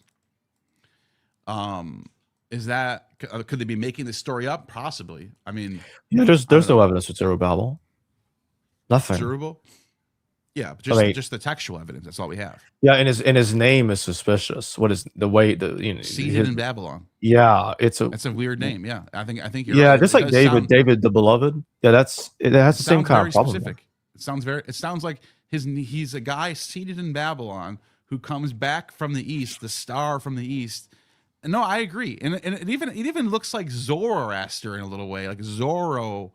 Yeah, that did kind of occur to me. Right around the time where you find Zoroastrian influence. Yeah, that is strange. Yeah, I don't know, but that could be this could be some mythology added into the story. But I wouldn't be closed off to the idea that they started a temple project immediately when they came back. I wouldn't be closed off to that. Yeah, and Seder Olam Rabbah delays the construction of the second temple by a century, around the same time period that a little after that correspondence in Elephantine. Right. That's possible. Yeah. I mean, but then you got to think, like, why do they care what's going on in Elephantine if they live in Jerusalem? You know what I mean? That's another question. Well, I think I think they kind of had to care because they were being sent the letter from the from Elephantine to them. And I think the other problem is, uh, you don't want to, if it's true that they built the second temple later, they're not going to admit that okay, well, the actual the actual second one was in Egypt. They're going to have an intermediate they're going to want to override it and say, oh, that wasn't the real second temple. We are the real second temple. And so what they say is our second temple was built around the time they built it in Egypt. Yeah. And to get that set up, you'd have to backdate it to the time that the second temple is dated to in conventional chronology. Yeah. Doc Paromanot, thank you for the 5, says Elephantine Jews asked Jerusalem for permission to rebuild their temple to Yahweh, which directly contradicts Deuteronomy's verse sanctuary law. Yes. Yes. That's true. And it's such a big, I don't think people realize how big of a deal Elephantine's existence is. It throws a whole wrench in the whole chronology of I need to Judaism. correct myself on one error. They did actually ask for their temple to be rebuilt. So I phrased that wrong earlier. I thought you said that. I think they ignored. Yeah, I think they ignored what happened to your light. Oh, go ahead. Just keep talking. I think I'm not definitive on this. I'm not definitive on this, by the way. I'm just throwing a possibility out there when I'm talking about this. That's all. So basically, I think that the second temple, if it's true that the Elephantine Papyri did not mention the second temple because it did not yet exist, then it would be a successor to the one that was in Egypt. But it's being portrayed as a direct successor to the first one, whereas the one in Egypt is being viewed as an intermediate temple. Yeah, but here's my problem with that. I don't think there needs to be successors. You don't have to have. You can just build temples like Leontopolis. They just built the temple. I don't think they thought that way. I think that's presupposing. I think what you're doing is sort of presupposing sort of the biblical tradition that there can only be one temple. Where I'm saying they don't even care about that yet. No, I agree, and just to be clear, they can just come back from Babylon and just start building their own temple. Yeah, and not care about Jerusalem or Elephantine. At the moment, I'm not totally convinced myself, despite what I said. So I am going to stick to the conventional view that the second temple was probably built in the 6th century BCE, but I do think it's weird, or at least the 5th. Or at least by then, yeah. Like the late 5th, yeah. Somewhere around there. I just do find it strange that the Elephantine Papyri doesn't talk about it. Because, so remember, they're in captivity for 70 years. That's not a long time. 586, they come back around 530 during Cyrus's reign. So it's still the 6th century BCE, and they're already back in Jerusalem. Meanwhile, the time capsule is still going over in Egypt. So there actually can be some outside influence in my time capsule. I should be a little more specific. There could be like letters sent in during that 400s period, which there is, but still nothing about the Torah. So actually, this kind of goes into what you're saying. Is it the story of Zerubbabel and Zechariah, which would have happened around 530 BCE? Does that make a lot of sense? I mean, no, it doesn't. Possibly what could be happening is sometime in that 400s period is when we start to get this second temple thing going. Maybe a little bit later. Because if it was that early, if we're talking 530, they come back and Cyrus lets them build the temple, and all of a sudden they're like starting off this new proto-Judaism thing happening. Well, then Elephantine might be starting. You would think they would follow suit, or over time start to find out more things about Jerusalem, but they don't. They never do. They stay the way they are all the way until the time the city is over with. So that it does raise some questions. What does that tell us about what's going on in Jerusalem at the same time? I don't know. I don't know how much you can correlate those two. I don't know how much you can put those. I think that what I'm saying is you got to look at Jerusalem separately than Elephantine, especially Second Temple Jerusalem. We can't look at Jerusalem in the Second Temple period and make conclusions about First Temple period. And we can't make conclusions about Jerusalem based on Elephantine unless it's afterwards. When you look at the story in the book of Ezra, and we're kind of given two different alternatives, right? We're given Sheshbazzar, the prince of Judah, is what his name means. And I think that's a more realistic name, and he's actually it seems like he's being attributed the construction of the temple himself in his own separate story, which kind of contradicts Zerubbabel. One of the uncles of Zerubbabel, his name is like Shenbazzar. Yeah. So some people think it's the same guy. It's actually I think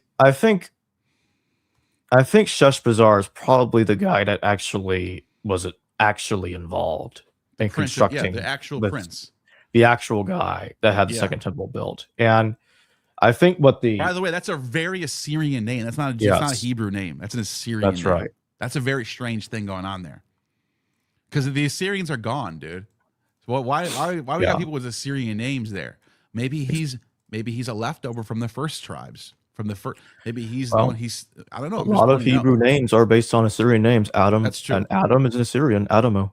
So yeah, we went over that earlier. So here's what I really think. Okay, so I'm not denying. I want to be very clear. I'm not denying that there was a Second Temple when the Elephantine Papyri was being composed. So I just think that Sheshbazzar was actually the guy that built it in the 6th century BCE. And I think what's happening is Zerubbabel is kind of like a split schizo plagiarism of the same guy. Zerubbabel is just a funky name. It's seed of Babylon. And what I think is really going on here is that the Seder Olam Rabbah is actually conflating the chronology of. I think this is a better way of explaining it. They're conflating the chronology of the temple in Egypt, and that's the reason why the temples, the destruction of the temples, are delayed in the Seder Olam Rabbah in the 2nd century CE. There it is, right there, Seder Olam Rabbah. Oh, sorry, that's Seder Olam Zuda. That's a separate text. That's a separate text. But if you look it up, the Seder Olam Rabbah does actually mention a different chronology regarding the temples. Now, I do think the text is actually right about one thing, that the construction of the first temple is a century later. Another reason why he could be this whole entire Zerubbabel story could be fabricated because in later and maybe even the Hellenistic period is because the Zerubbabel is like this chosen Messiah. If you read this story, Zerubbabel is from the Davidic line. So my bullshit meter is already up. Oh yeah, really, dude? You got a guy who goes back to David. He just magically shows up after the destruction of the temple. Really, dude? And not only that, the text is like, and then God said through Zechariah or through the high priest Jeshua, "You are my servant. You are my signet ring. I wear you like a signet ring." Like he's the chosen Davidic Messiah. And guess what? The only messianic prophecy that there existed at this time so far is the star from the east, which is from Numbers. Look up the construction of the first temple. Hold on 1 second. Let me just look this up real quick. Because I want you to see what's going on in the Seder Olam Rabbah. Here, let me just look at this. Behold, a star will come forth from Jacob, a scepter will arise from Israel. This prophecy is commonly understood referring to a future rule identified with the Messiah. Star, scepter, from the line of, you know what I mean? And he just happens to come from the line of David, and he happens to be coming from the east, because the star is supposed to come from the east. So, wait a minute here. You're telling me that these prophets, Zechariah and Nehemiah and what else is the other one? Malachi and Habakkuk are all pointing to this thing happening miraculously after you guys were destroyed. It's all a happy ending, and the end of the Old Testament's a happy ending. Oh, the Messiah came. Oh, we got our temple back. And what Christianity's doing, Christianity's recognizing that happy ending of getting our temple back, and the Davidic ruler from the east brought it back as Numbers told us it would. Well, now that failed because now the temple's gone again. So Christianity brings a new answer to the new problem, which is the Messiah is actually the whole world, and he was here the whole time. And you guys just missed it, and you guys could have had it, but you guys failed to recognize him. So the whole thing's all about the temple. It all revolves around this temple stuff. Yeah. And so I'm just putting the reason why I'm pointing that out is because Zerubbabel and Zechariah don't make any sense without numbers. And numbers is from the Torah. The Torah is Hellenistic. Yeah. Whoa, wait a minute. All of a sudden the prophets can't exist without the Torah at some point. Wait a minute. The whole thing is written after 400 to me. None of this happened. None of this is reflecting anything historical. Now, look up Solomon's Temple on Wiki, and I'll tell you where to go after you click into that. Because they talk about this in that. And there page. is archaeology about this temple, this first temple. Now, so we know this did exist. Just hit Control F and type Seder, Seder, and you'll find there it is right there. Look what it says right there. The construction is in 832 BCE for the first temple. Now, I admitted it later. I did admit the text dated the destruction later, which is a part I don't buy. I think what's happening with the Seder Olam Rabbah is it's conflating. I think it's conflating the destruction of the temple in Egypt with because that's right around the time when Elephantine is destroyed. It's right there. So because of that conflation, that's the part I'm not interested in. That's the real reason I brought up this Elephantine stuff earlier, even though it made it look like I was denying the second temple was existing. I wasn't doing that. It just came off the wrong way. But 832 BCE is the one I'm interested in. I can also see this being 100 years off, or 100. I can see this being the math being off, because if you add 165 years, this all of a sudden lines up perfectly. Yeah, both numbers do. Yeah. So I think there's a math problem here. If both, because like if this said 200, if this said like 300, this one was 832, then you couldn't just add one number to both sides and get a correct math. The fact that both add up, if you add 165 to both estimates, and you get the correct number, to me this is just a math problem. There's nothing wrong with this actually. Well, here's the other point I'm trying to make. It also lines up. The first part of it lines up with the archaeological evidence, because in the 9th century BCE is the earliest evidence that we have for a temple of Yahweh in any text that's being attested. And the late Russell Gomerican made the point that he connected the construction of the first temple to the projects of King Omri. Now, I don't think King Omri himself built it. I think it was a king that was slightly later that had it built, but it was in the same century anyway, practically. So yeah, that's what Finkelstein says in his book about the temple too, being 9th century. So that's my point, Neil. The Seder Olam Rabbah fits with that. If you get what I'm trying to say. So what I think is actually going on here is I think the Solam Olam Rabbah is getting the correct date of when it's constructed, and then they're just adding the wrong math to the end. Yeah, because I think they were. I still think it was because they were trying to merge it with the temple in Egypt being destroyed. Maybe I think that was a merging. Something weird's going on with this, but either way, the second temple, which comes about at the end, either the end of the 6th or, in my opinion, sometime in that. You know what? I don't even care about the second temple. This probably could be correct. What I care about is what were they doing? What did they have the 10 Commandments? Did they have Moses yet? I don't think they did. I think that all develops in the 400s period. That's what I think. Even if they did build the temple in 515, that's fine. That does not tell us that they all of a sudden know who Moses is and know who Abraham is. There's a textual thing and there's a cultural ritual thing going on. Those are two separate things that's happening here.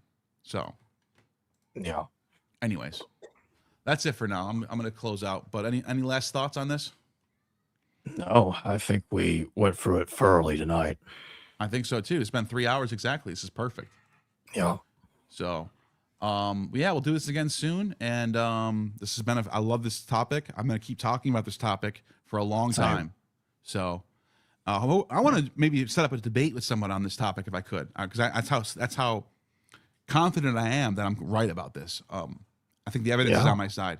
I would love to talk to someone who's really confident in the other side, that they can say no, the Torah is the 700 BC, and this is why. I would love to set something up like that. So, anyways, you have just attained true gnosis.